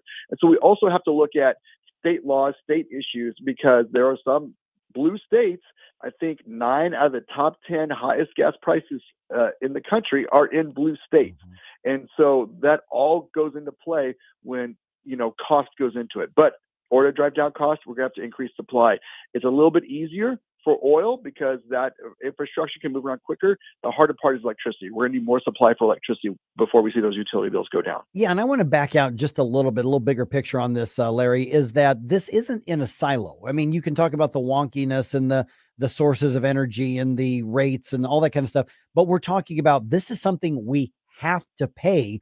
The more this goes up, the more it affects our ability to do other things in the economy or do other things for ourselves or our families, even needed things. So this isn't in a silo here. Yeah, you're absolutely right, Mike, and it's a great point. It has a ripple effect. And so, something interesting that we were talking about, the American Farm Bureau Federation, they put out an annual report of what the Thanksgiving dinner costs. They just put it out this morning. And Thanksgiving dinner for Americans is going to cost 5% less this year than it did last year. I like 5% savings. That's nice. I hope it goes further in the years to come. But it's no coincidence that also our gas price is lower. The average gas price in November when Donald Trump has been in office is $2.68. The average gas price in November when Joe Biden was in office, $3.47. So if you want to talk about affordability, that's 80-cent difference per gallon on the national average. And that is what helps our food prices go lower. And yeah, it's even our home interest rate. It has, I know I talk energy and I live and breathe in that world, so I'm a little biased, but I can tell you it touches everything that we consume, everything that we use. And so when the cost of that is high, then the cost of everything is going to go up. That voice you're hearing is Larry Behrens from Power of the Future. Okay, so when you look at what's ahead right now, obviously there are, state aspects of energy and utilities, but the biggest driver is obviously going to be at the federal level. What do we need to be doing or demanding be done in order to keep the momentum on lowering the energy costs, not just holding us where it's at? We've got to drive these costs down. Yeah, absolutely. The drill baby drill is fantastic. We need to build and build. And we need to, when I say build, I'm talking about we need more refineries, right? We need to disperse our refineries both in terms of location, so that helps drive down prices. Again, blue state regulations sometimes put a big stop to that. But we could be doing it in red states and say, we're going to build refineries here. It's going to drive down gas prices. And then maybe we could sell, gasoline to blue states at a higher rate. I mean, I would love nothing more than a nice refinery in Missouri where we sell gas at a premium to folks in Illinois, just to show them there that elections have consequences. And then also, it's the same for electricity. We're going to need more power plants, and we're going to need them yesterday. Not only is demand going up, but that little thing called AI is shoving it through the roof. And so those prices are going to go up as well. That's why you see even Bill Gates saying, hey, you know what? I'm going to go restart 3 Mile Island because we need the energy. So we need the federal government to be getting the permitting going on that stuff very quickly, which was something that was hard to do during the shutdown, and also start looking strategically and saying, where in the country do we need some of these refining, processing, and pipelines that are in the best national interest to get moving. And it needs to be done. These things sometimes take decades to build. And so the sooner, the better. Yeah, I want to follow up on that AI thing, because we're having a number of fights in this area here around the data center question because of all the energy they uses and the water that he uses, all of those sorts of things. And one of the arguments is, but the data centers shouldn't result in higher rates for residents and businesses around the area. How is it possible that that could happen? If I build a business or if I rent an office building, I just pay for my stuff. Nobody else is paying my utility rates. How can policy take something like a data center or something connected to AI, which, unless somebody decides unilaterally they're going to unplug from the internet, these things have to be built. So how does that affect rate payers? Are they not just paying their own way? Yeah, that's a really great question. Well, first of all, just to get a hint of how big it's going to be, by next year, half of the electricity generated in the state of Virginia could be going to AI. And so this is something that's going to be spreading all over the country. And it's no surprise here. And what they sometimes do, not all of them, I'll need to be clear, what they sometimes do is a little thing called behind the meter. And this is what Bill Gates is trying to do with 3 Mile Island. So he will say, hey, we're Microsoft. We have a bunch of money. We're going to pay to buy a slice of 3 Mile Island so that we have a dedicated source of energy for our data centers.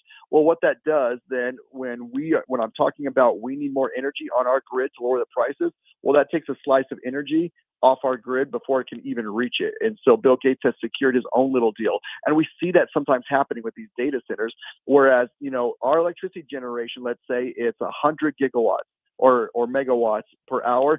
If a AI data center comes in and says, hey, I want to buy 5 of those off of you, before that even reaches everyone else's grid. Well, yeah, they bought 5 off of it, but now our slice of the pie has gone down to 95. That means our bill has gone up. And so those things, they need to be a part of the grid that all of us are paying so that they are paying their fair share of this as well. And so that is one way they can go up. And the other part is just pure usage, right? These data centers use more power than your average commercial section, so they should be paying for the higher cost of the bills. And so I'm hoping it will, I'm trying to be an optimist, I'm hoping it will spur more coal, natural gas, oil, nuclear power plants to be online, because we know we're going to have this appetite for energy. But again, that's going to take time. Well, just build more solar panels and windmills. Yeah, that's great. Yeah. I saw that Bill Gates, who loves solar panels and windmills, when it came time for AI for Microsoft, he went nuclear. That's how to do it. All right. Power of the Future. Let's get everybody connected with that. That's a name that I know people have heard on the News Talk STL in our lineup in the past, but people want to get connected. What are they going to find? Sure, they can just go to powerthefuture.com. If they want to send me hate email, Larry@powerthefuture.com. I'd love to delete it. There you go. Easy enough. All right, Larry, good chat with you again, man. Thanks, Mike. Have a great day. All right. 314-912-1019. Nuclear. Yes. We need more nuclear. I don't know why this is such a surprise for so many people. All right. Congress says release the files. So what is next? We're going to update you on that in the news dump at 8:20. Inspiration, you have a soul sewn up, it is no more. And all at once depart, no destination, making cold my heart to fight your war. Stop it right now. You know, sometimes some things are just social. A cup of coffee with friends, that's social. Go and grab a drink with your friends, that's social. But you know what? So are treats. Mike Ferguson here from my friends at Mario's Donut Restaurant. I'm telling you, go stop by on Mugi Road right now. Go get yourself some donuts. Go get yourself a cup of coffee, maybe a breakfast sandwich. And first of all, there is a difference. I made the mistake, now that I'm used to Mario's Donuts, of having one of those big chain place donuts last week. I regretted it. Tasted like cardboard to me. There really is a difference when they make it fresh right here in St. Louis each morning. But keep in mind, you don't want a donut, saying, no, I want to do something a little healthier. You can still go to Mario's, get that breakfast sandwich, get that omelet, get those eggs, get that great cup of coffee, and just hang out and have a good time there. And Mario's, don't forget, they can cater that office meeting. They can cater that birthday party. You got friends coming over for the holidays, have Mario's cater one of your meals. Just take it off your hands. Mario's Donut Restaurant.com is where you're going to get more information, or just put Mario's Donuts in your maps. It'll take you right there on Mugi Road. Past? Discover Mimi's Antiques Attic, your locally owned and family-operated treasure hunt destination. Explore 16,000 square feet of antiques, crafts, collectibles, and designer items across 225 unique rental spaces. Open Monday through Saturday, 9 to 7, and Sundays, 10 to 6 at 1000 Warrenton Shops in Warrenton. Mimi's Antiques Attic, where every visit uncovers new treasures. JC's Wayback Machine. It's our Thanksgiving show this week. We heat the oven to 6,000 degrees. Don't you think that's awfully hot? Only for the turkey. Our celebrity A-list interview of the week is with Steve Martin, talking about the great John Candy and the making of planes, trains, and automobiles. Plus, 3 hours of great songs you just don't hear on the radio anymore. All brought to you by the Weber Automotive Group. It's JC's Wayback Machine. Every Saturday night, 6 to 9. On News Talk STL. License number E2014A. Hey, it's good to see you. Lights flickering? Chrysler can fix it. Breaker keeps tripping? That's a Chrysler job. Outlet not working? Chrysler makes it right. Old wiring need a rewire? Chrysler rewires with care. From little fixes to major fixes, we treat your home like our own. Treat? Did you say treat? Woof. Green is always Grasser at GrasserHomeservices.com. Live and local. Well, here's what's on my mind. I think I got the solution to immigration. News Talk STL. News, analysis, opinion.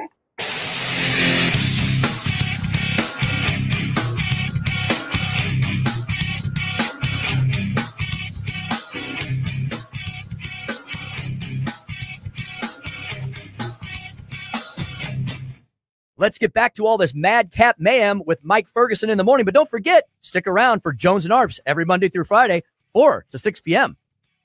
All right, the Epstein Files bill heads to the president's desk. So that's a victory. Yes. But what's next? That's the question. Is there going to be another victory, or is there going to be a dead end? We'll get into that in just a minute.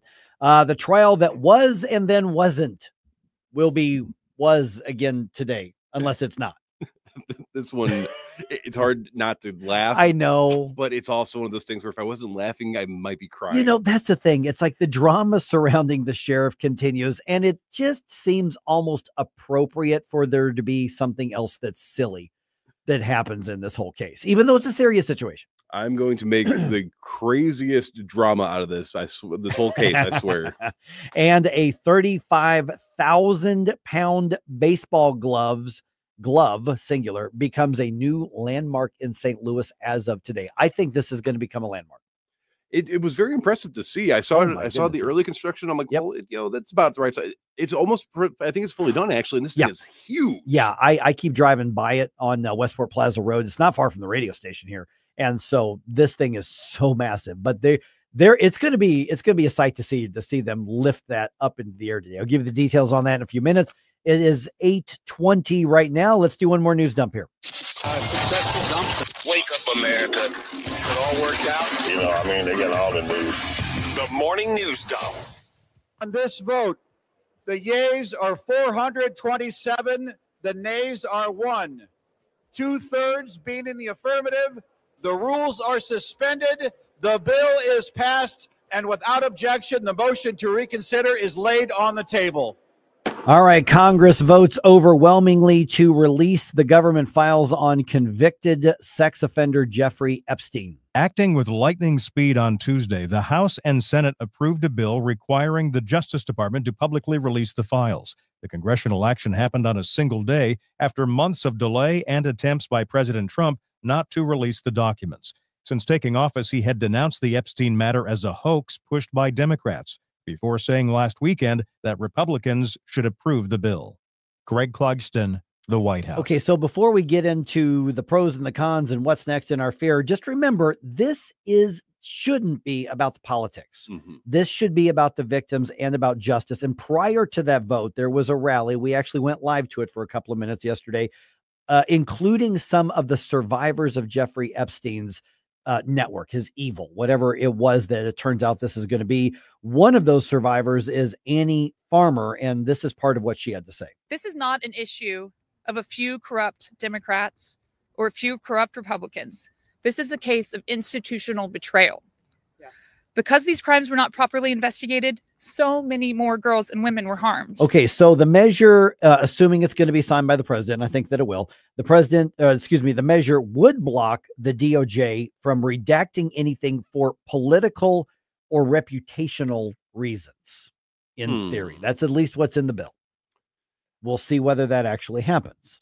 Yeah, I want to believe, Mike. But, I know. I mean, there's just been so many things that have been going on during this entire fight to get the files released. I don't know how optimistic I can really be at this point, though. I mean, I really truly hope that those that were involved, the Johns of the case that were helping facilitate all this, the people that were in the know and did nothing and sat by while this was going, I want all of that to be exposed, and I want them to face justice. So we had the victory of this passing Congress, passing nearly, literally one vote away from being unanimous.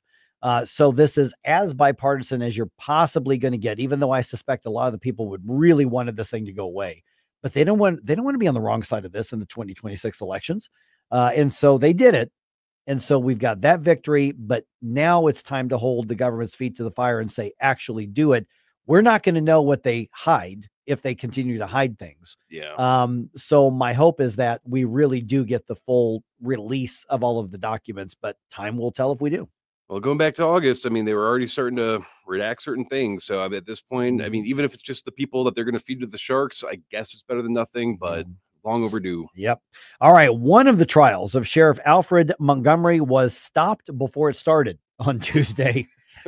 The sheriff was unable to get to the court due to being in federal custody on multiple criminal charges. So I don't want everybody to get these confused. This is the quo warranto case the attorney general is bringing to get him removed from his elected position, but he's in jail on the criminal charges by the feds.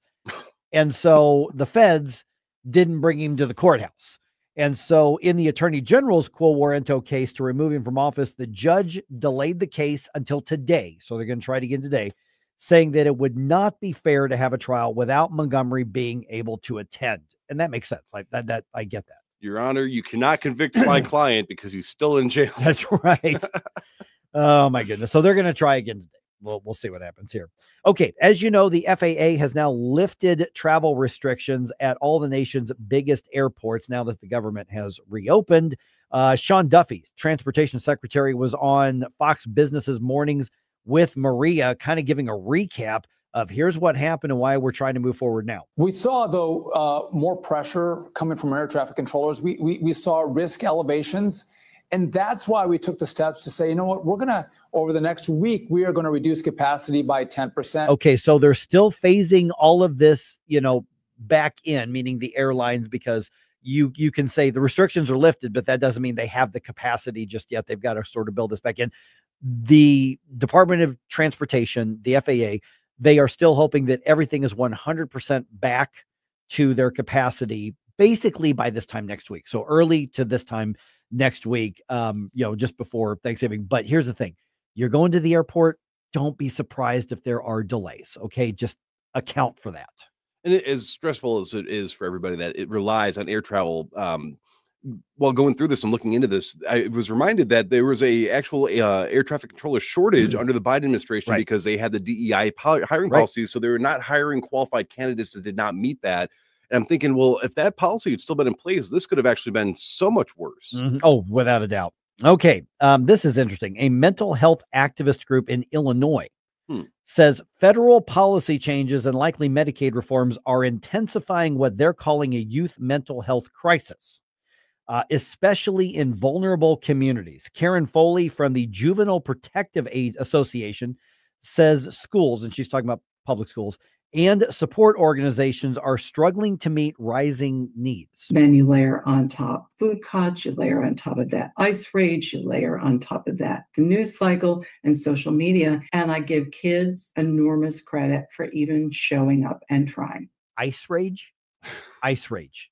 And she's just saying that as we're supposed to go, oh yeah, well, that's definitely a real thing, ICE rage. And so they're like, well, this is part of the problem. They're reforming Medicaid, and now how are we going to deal with ICE rage of these high school kids? Yeah, when you think about all the tax burdens that these high school kids are going through, when you think about all of their, that when I was at Illinois public schools, it wasn't the lack of education quality, it wasn't the rampant issues they had with bullying, it was, oh my gosh, what's going on with Medicare right now that was really weighing on, on my mental health. Yeah. Foley adds that she's worried about increasing anxiety among students in immigrant communities.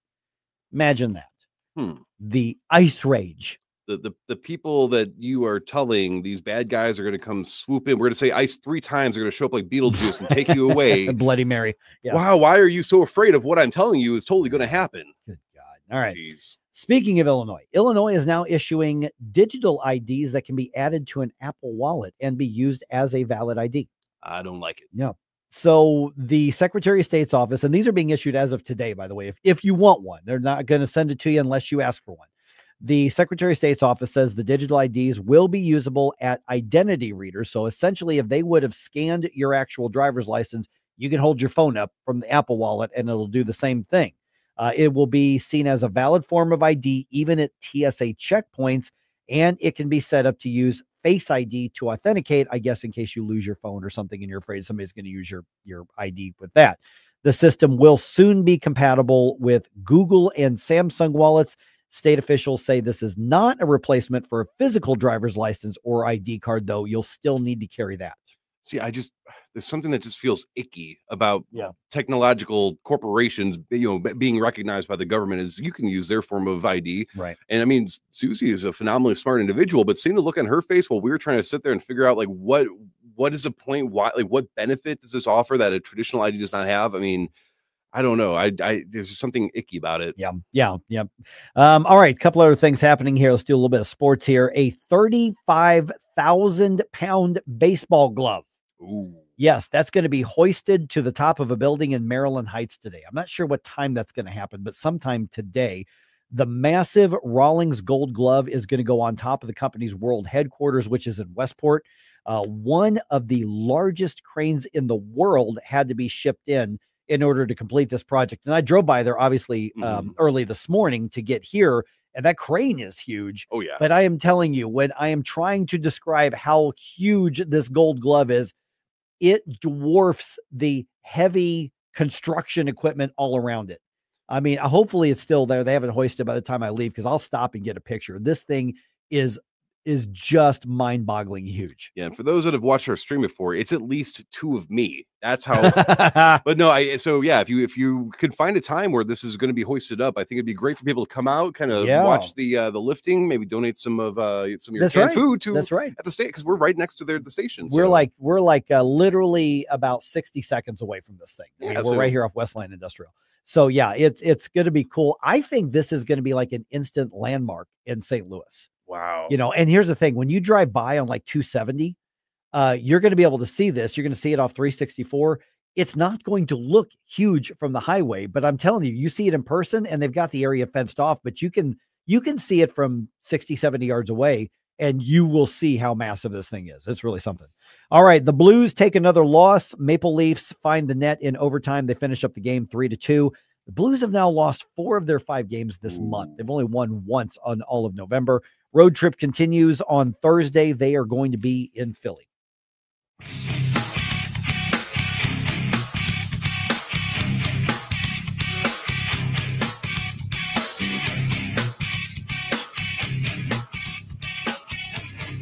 Mike Ferguson in the morning. Once I realized I hadn't been fully informed, I sought to find the answer. Some of the answers I don't like. On NewsTalkSTL.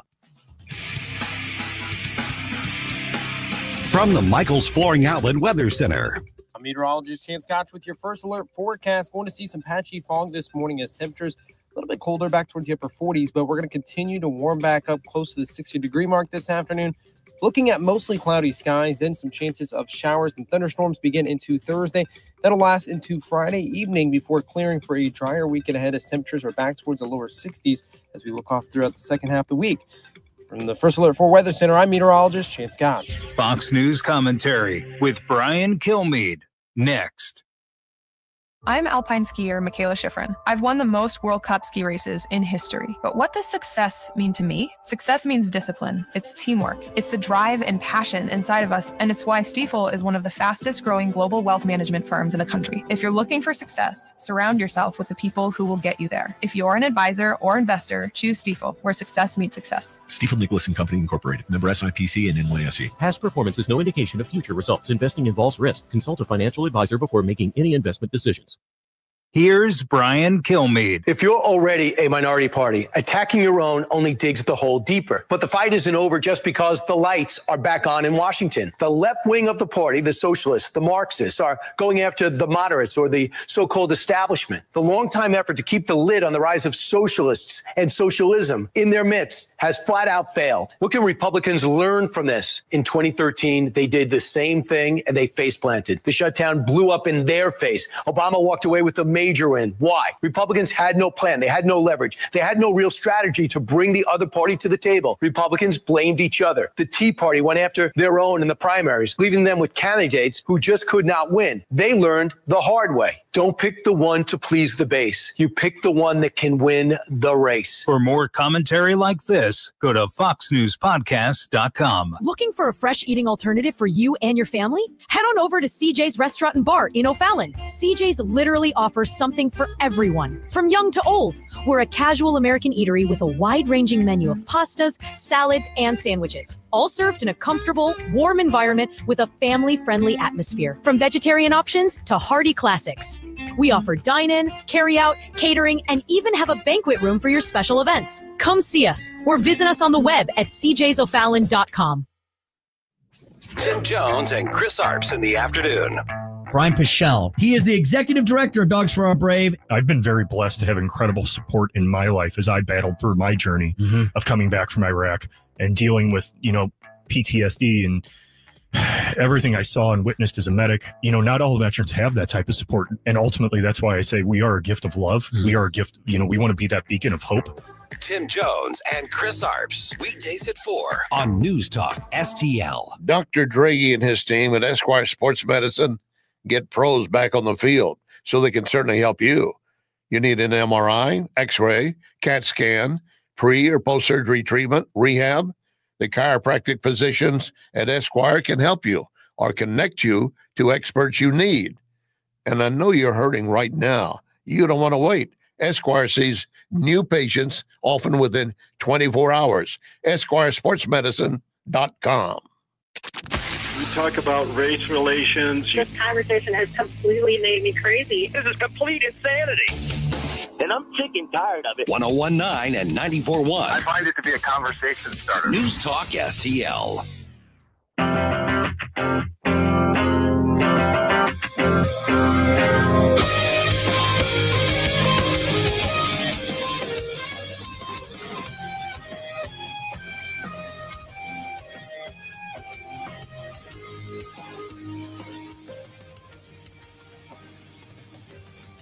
Hey folks, Jamie Allman here, waiting for you for the 3 Martini Lunch, the Common Sense Radio, the Allman Report on News Talk STL. Now back to Mike Ferguson in the morning. Okay, so here's what I've got. Yes, it's about, the illegal alien thing, but it's also about some media locally here.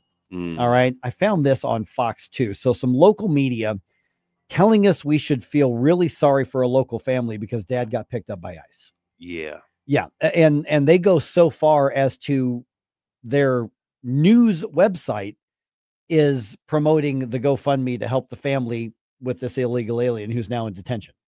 So we're going to go through the details on it, but I've just grabbed a couple clips from their report so we can talk about that as well. 8:35 right now. So here are the basic details. Is you've got this family in Baldwin, and of course they do the interview with the mom, and you've got pictures of her playing with their kids, and what happened is dad, who's in the country illegally and apparently has been for a very long time, he got picked up by ICE.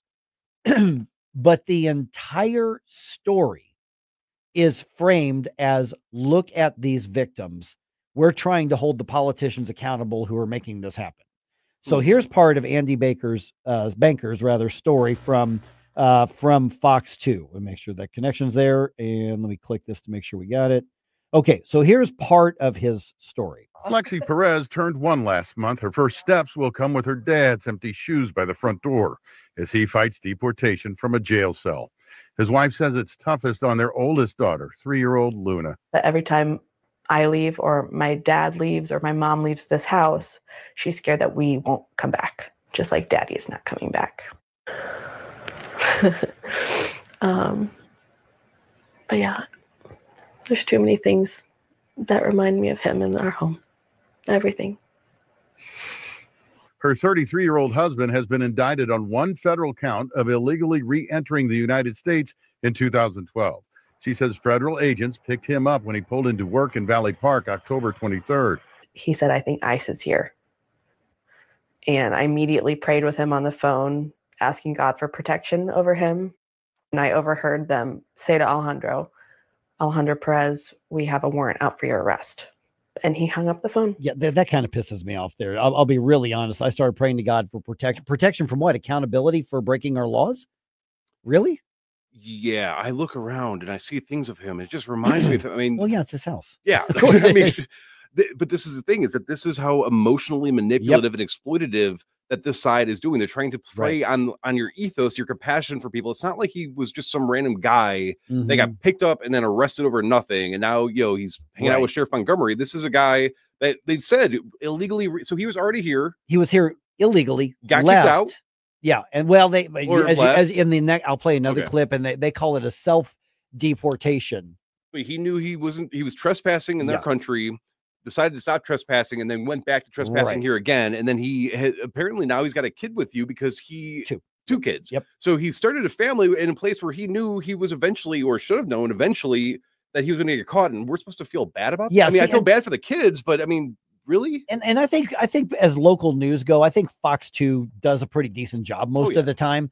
But this entire framing is what you're seeing typically in the news, where journalism's dead for the most part on a lot of these hot button issues. They have simply taken the side.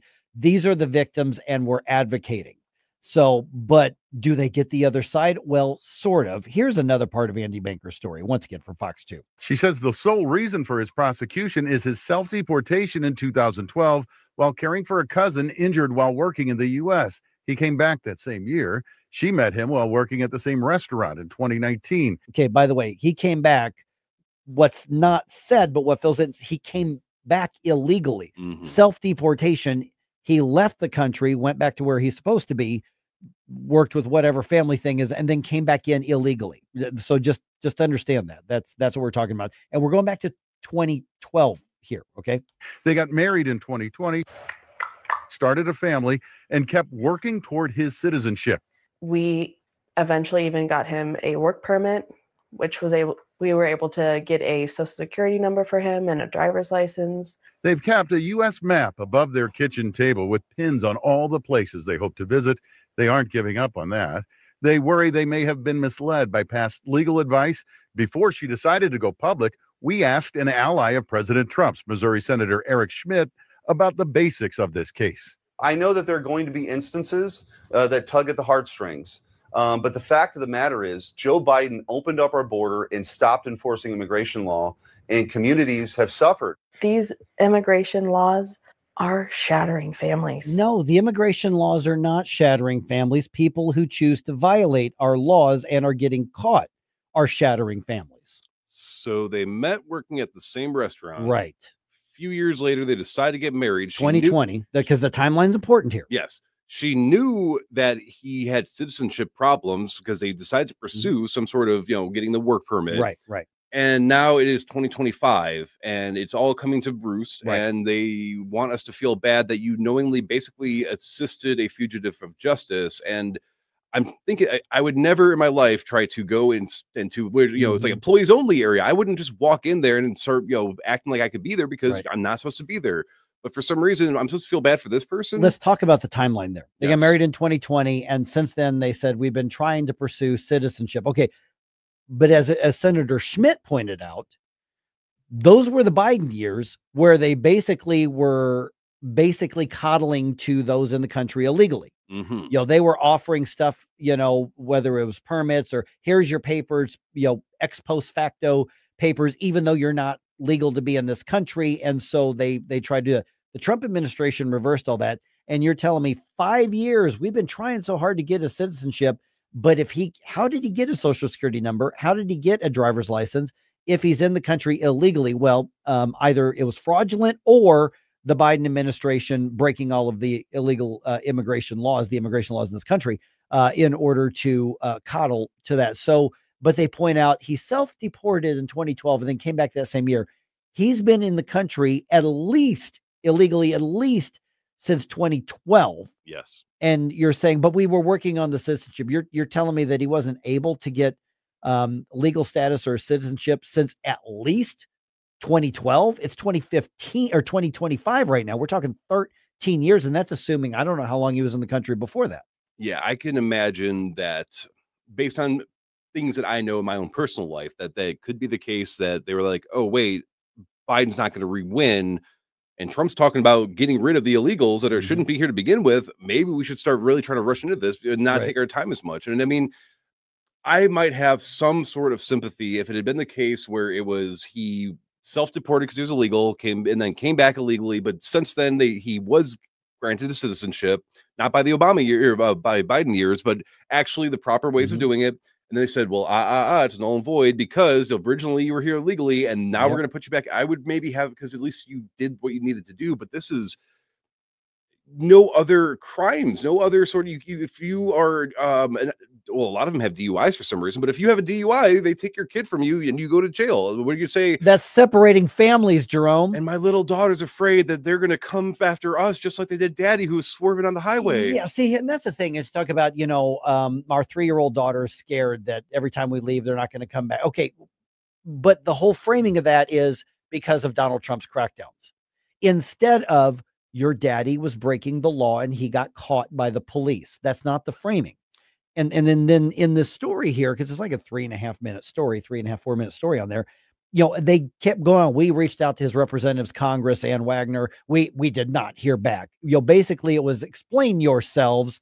how can you justify? Because they said, we asked them whether they think he should be deported. Well, if I'm Ann Wagner, I mean, you should probably respond to your media request, but I don't really blame him. It's like, you've got a one-sided story. The premise is, look at the victims of Big Bad Orange Man. Now you can highlight the story and get a balanced view of it. But this whole thing, because they actually, in the article, and they said on the air, the link to the GoFundMe to help the family is listed at Fox 2's website. They are promoting the fundraising to help an illegal alien in this country. That is ridiculous. And if you're so worried about how your daughter views the world now, how about you explain, well, honey, we are not at risk. Yeah.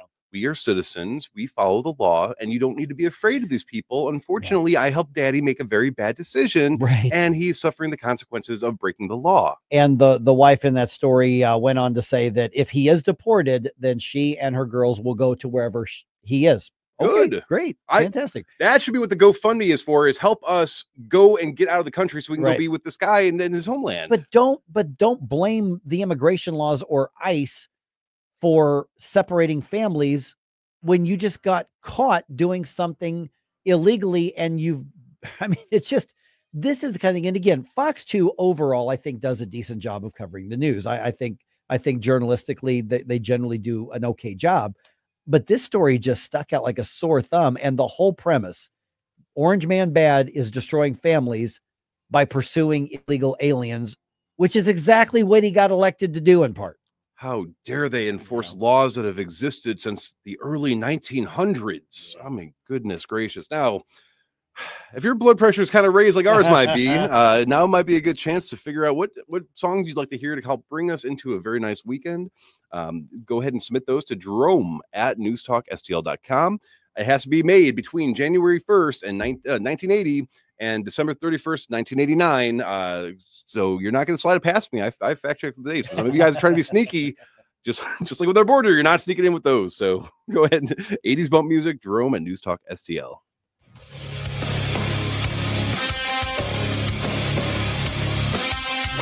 When it comes to spending your tax dollars and teaching your kids, governments and school districts should be an open book. But in Missouri, that's not always the case. Recently, the Show Me Institute sent out a sunshine law request to school districts across the state, asking for information on whether certain topics are being taught. Specifically, a controversial one called critical race theory was included in the list. Many districts didn't respond. Some wanted to charge large fees to process the documents. Lee's Summit outside Kansas City wanted over $35,000. A rural district, Morgan County, wanted $15,000. The Sunshine Law does allow charging a reasonable fee for sending out information, but there's nothing reasonable about $35,000 or $15,000. These districts should want to be transparent about their curriculums. Taxpayers deserve to know what their kids are being taught. Learn more at showmeinstitute.org. The Show Me Minute has been brought to you by Show Me Institute and Show Me Opportunity. Hi, Sean Long from STL Fence Works, and I've got some great news for families thinking about adding a fence or deck. While other companies are struggling with delays and rising costs, our commitment to American-made materials is saving our customers money. Picture your kids playing safely in your perfectly fenced backyard or hosting friends on your beautiful new deck, all while knowing you got the best value for true American quality. Whether you're dreaming of a classic ornamental fence or low-maintenance vinyl, or maybe that custom deck that you've been considering, our American-made materials and expert craftsmanship deliver superior results at prices other companies simply cannot match. This really is the golden time for your backyard project, and we have flexible financing options to make it even easier. Your satisfaction is our passion, and that's a promise. Visit STLFenceworks.com. Let's lock in your savings and satisfaction today. Colombo and Company. A federal court just blocked the new congressional map in Texas. Could it have any influence on that issue here? We'll discuss Wednesday with Mo political insider Rodney Boyd, plus Danny Define and Closest Cabinet. Live and local weekdays at 2 on Newstalk STL.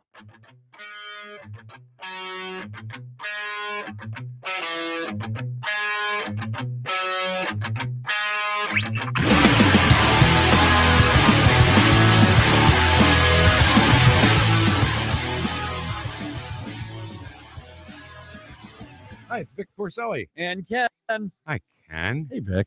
Ken and I are on every Monday through Friday here on News Talk STL. Right now, you're listening to Mike Ferguson in the morning on 101.9 and 94.1 News Talk STL. Whoosh, my morning people. Okay, I keep going back to this Rawlings Gold Glove thing. Yes. I mean, one, because I drive by it every day here at the radio station. Do you think this becomes like an instant landmark in the St. Louis region? I think that if they had left it at a ground level or at least somewhere that maybe you can't climb on top of, but it's still immediately visible, it could have been. That little plaza that's because you got the giant baseball. Yes. So I think if they had utilized that, I mean, and there was like an outdoor walking area because there's restaurants and stuff. I think it could have been, but in terms of putting it on top of the building, I don't think enough. I mean, if we weren't talking about it and they just put that up, I don't think I probably would have ever recognized it or realized it was up there. And they had to shut down an entire parking lot in order to put this thing together. Yeah. That's how big it is. Okay. So for those of you, like if you know the Westport area, like Jerome's just describing, that baseball in front of the Rawlings World Headquarters, it's a big gold baseball. It's taller than you. I mean, Jerome, you're 6'4", something like that. About 6'4.5", 6'5". 6'5". It's taller than you. Yes. It's huge. I could probably curl up in that. Oh, totally easily. And here's the thing. This baseball glove by scale could catch that baseball. And that baseball is also much bigger than I am. Yes. I'm saying is that baseball, I don't know how tall it is, but I mean, I wouldn't be surprised if that's, 9-10 feet tall. Yeah. And this baseball glove is proportionally big enough that in theory, the giant wearing this glove could catch that baseball. That's how big this glove is. So today, and I don't know when, maybe they're doing now, I don't know, but at some point they're going to hoist this thing up hundreds of feet in the air and place it on top of the Rawlings World Headquarters in here in Westport in Maryland Heights. And so you're going to have that. Obviously the arch is another landmark. I would say Busch Stadium is clearly a landmark. Oh yeah. So you've got those things that you drove by and you go, oh, look, and so I just got to think that when people are driving, they're going to see that gold glove because that's really Rawlings brand is the gold glove. And so there it is. But from the highway, it's not going to do justice to the size of this thing. Yeah. And I don't know exactly where it's supposed to be placed, but that's actually a really good point is that I've been looking at this from the perspective of somebody that has to commute past that area. Right. And there are quite a few tall buildings in the area, but I'm sure if you're driving far enough away and you see it off the horizon, I mean, it's gold, it's metal, it probably reflects a bit. So it could be one of those things. Now the other thing I was thinking though is, the arch and those sorts of landmarks were built around St. Louis because it was supposed to be a thriving hub of activity. And this was to draw people in. And so with the way St. Louis has chosen to conduct itself, that's sort of dying and people are spreading out now. So is this an indicator that maybe moving out this way is going to be the next big move and we might see more business coming this way? I think so. We're already seeing that. I actually saw, because there's like on social media, there's this like hardcore group of like downtown St. Louis defenders. They get really mad when you critique the city over anything, or they get really mad when businesses leave. And I actually saw one saying, well, that glove should have been placed in downtown St. Louis. I'm like, why? Yeah. Rawlings World Headquarters is in the county. I mean, why wouldn't you put it where the actual headquarters is? I mean, and it's a really cool thing. You can walk in for free. I mean, they sell stuff. They sell bats and they sell gloves and all that. They've got a batting cage. Your kids can get in there. But they also have like a small museum, historic museum they've got actually, gold gloves of years past, some of your favorite players, uniforms from some of your my favorite player of all time was Johnny Bench. Last time I was in there, they had one of his Cincinnati Reds jerseys. Wow. They had Ryan Sandberg from the Chicago Cubs died earlier this year. When he died, one of his old Cubs jerseys was hanging there. I don't know if it's still there now, but they moved those out and they've got a lot of historic artifacts, in there. It's just a really, really cool area. But for somebody to go, well, that gold glove should have been in downtown. Like, why? I mean, they act like everybody should be trying to rebuild downtown. It's like, no, we're running from downtown because of what it's become. Yeah, that's been, and again, that goes partially into taxes as well, because they have the 1%. If you work, they're entitled to 1% additional taxes, and yet they can't figure out how to make the city safer and fill in some of these potholes. And again, this we're not knocking Kara Spencer specifically for that, because it's been a long accumulating issue, but if you are that passionate about, well, we need more landmarks in St. Louis to push tourism, well, you have to fix the problem. Yeah. You can't just keep throwing people and saying, hey, come in here and spend your money. Oh, but you don't feel safe spending your money here. Yeah, the same Florida. You don't say we're going to start with a tourist destination, then try to build a community. You have to build a community and then maybe attract people to it as a tourist destination. It goes the other way around. This isn't Florida. This isn't Southern California. You don't have the luxury of the weather. Yeah, and again, going back to Chicago, the Bean, everybody talks about Oh, the yeah, Bean, I've been but there. I mean, that's also a little bit of a nicer part of Chicago. It is, and it's a really cool park. It is, yes. And then we also have the piers, and then you also have the Navy Pier, and then you also have like the Sears Tower. Well, yeah, they call it the Willis Tower now, but it will always It's be the Sears. It's like calling Riverport something other than Riverport. Yeah. It's always going to be Riverport. Exactly. But darn it. Exactly. But if Chicago didn't at least get those areas, making them Yeah. accessible enough, and then also have them be somewhere you felt safe bringing your kids, Yeah. bringing your loved ones, bringing whoever to come and do, experience that, then guess what? Nobody's going to be there. It's not going to be there very Mhm. long. And then what was the point of even having it there in the first place? Yeah. And so Kara Spencer is definitely taking the right approach by saying we got to deal with these critical infrastructure things. We got to deal with public safety. Now, the state is taking away oversight of the police department. That's a big step in the right direction.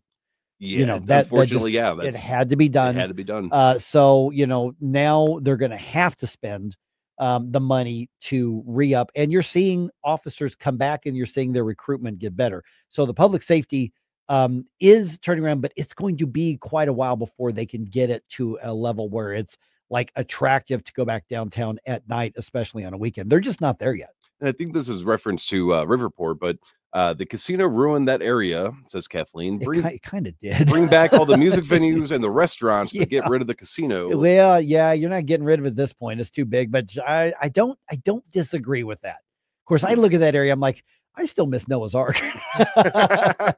Yeah, and everybody who knows the area knows what I'm talking about when I say Noah's Ark, which was right around that area where like the streets of St. Charles is now. Mm-hmm. But yeah, I don't think that. I mean, I'm sure financially from St. Charles, the casino's bringing in a crap ton of money, but yeah, I don't think given the historic nature of that area, I don't know that the casino has really improved the area. I think Kathleen's actually got a point there. Yeah, giving an outlet to people that probably have impulse issues, and then giving them a place to drink and feed that impulse probably is not always the best idea. I've been to like some charity things in their conference rooms thing there. I haven't been there in years. I mean, there's a concert coming up this week actually that I thought about going to. Tickets are just more than I'm willing to spend, but they bring in a lot of concerts, a lot of 80s rock shows, and like Dokken's going to be there this week, and Dokken and Lynch Mob, both going to be there. I mean, George Lynch is part of both of them, but yeah, and I'm like, I'd really love to go, but $80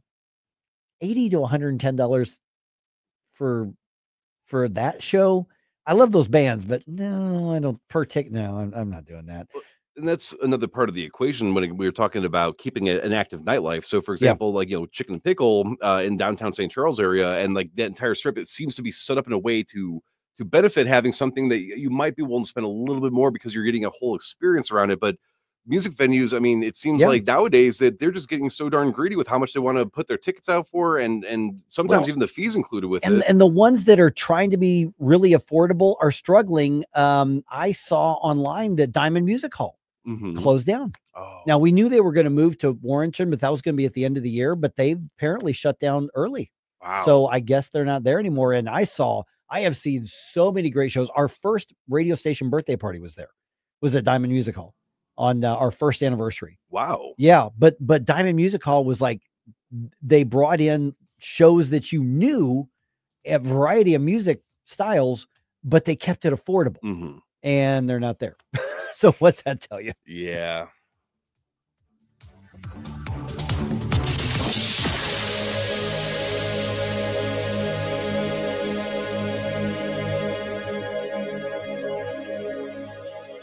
Kathy Connor from Connor Roofing is here. Kathy, how you doing? Good. Hi, Vic. When you need a roof, I don't want to call a stranger. I want to call you. Yeah, thanks. At Connor Roofing, we're more than just a roofing company. How long have you been doing it? Since 1993. And year after year, storm after storm, you guys are always there. Because this is our home too, Vic. Our kids go to school with your kids. We cheer for the same teams. Go Blues! So support your neighbors. Call Connor Roofing at 314-375-7475 or CONNER roofing.com. Thanks, Vic. Hello, Kirk Hilsinger, Chairman of the Republican Party, City of St. Louis. Join us for our Christmas party on December 11th. Tickets may be purchased by cash or check, or you may purchase tickets through our website at stl-gop.com. We'll have dinner and silent auction. In addition, we will be collecting donations for Toys for Tots. So bring an unwrapped toy for a family in need. Merry Christmas, Happy Holidays, and we look forward to fighting for you in 2026. Paid for by St. Louis City Republican PAC. Curtis Farber, Treasurer. Fall rebates are here at Johnson Heating and Cooling. Save up to $600 off your new heating and cooling system. Plus, get a free humidifier when you purchase a complete system. And here's the best part. We're offering up to 0% financing for 60 months. That means you can stay comfortable all winter without breaking the bank. Don't forget our $99 furnace checkup. These incredible offers expire November 30th. Call 636-332-4141 or visit johnson-heatingandcooling.com. The left, for months now, One by one, have been begging for a civil war. every caller gets their say. We got to stop and not put these officers in situations where they feel like they have to overreact. And whether you agree We have to assume some responsibility because I'm a black man. or disagree, I think you're politically wrong. I do not need athletes to tell me. you're invited to join the conversation. Thank you for canceling all your games. Now I get it. 1019 and 94.1 News Talk STL. KLGY HD3 Clayton, K270BW Belfast, KNVS Bowling Green. This is News Talk STL at 1019, 94.1 and always streaming at newstalkstl.com. Breaking news this hour from Town Hall. I'm Rich Thomason. The U.S. and Saudi Arabia will be strengthening their military ties now that President Trump has formally designated the kingdom a major non-NATO ally.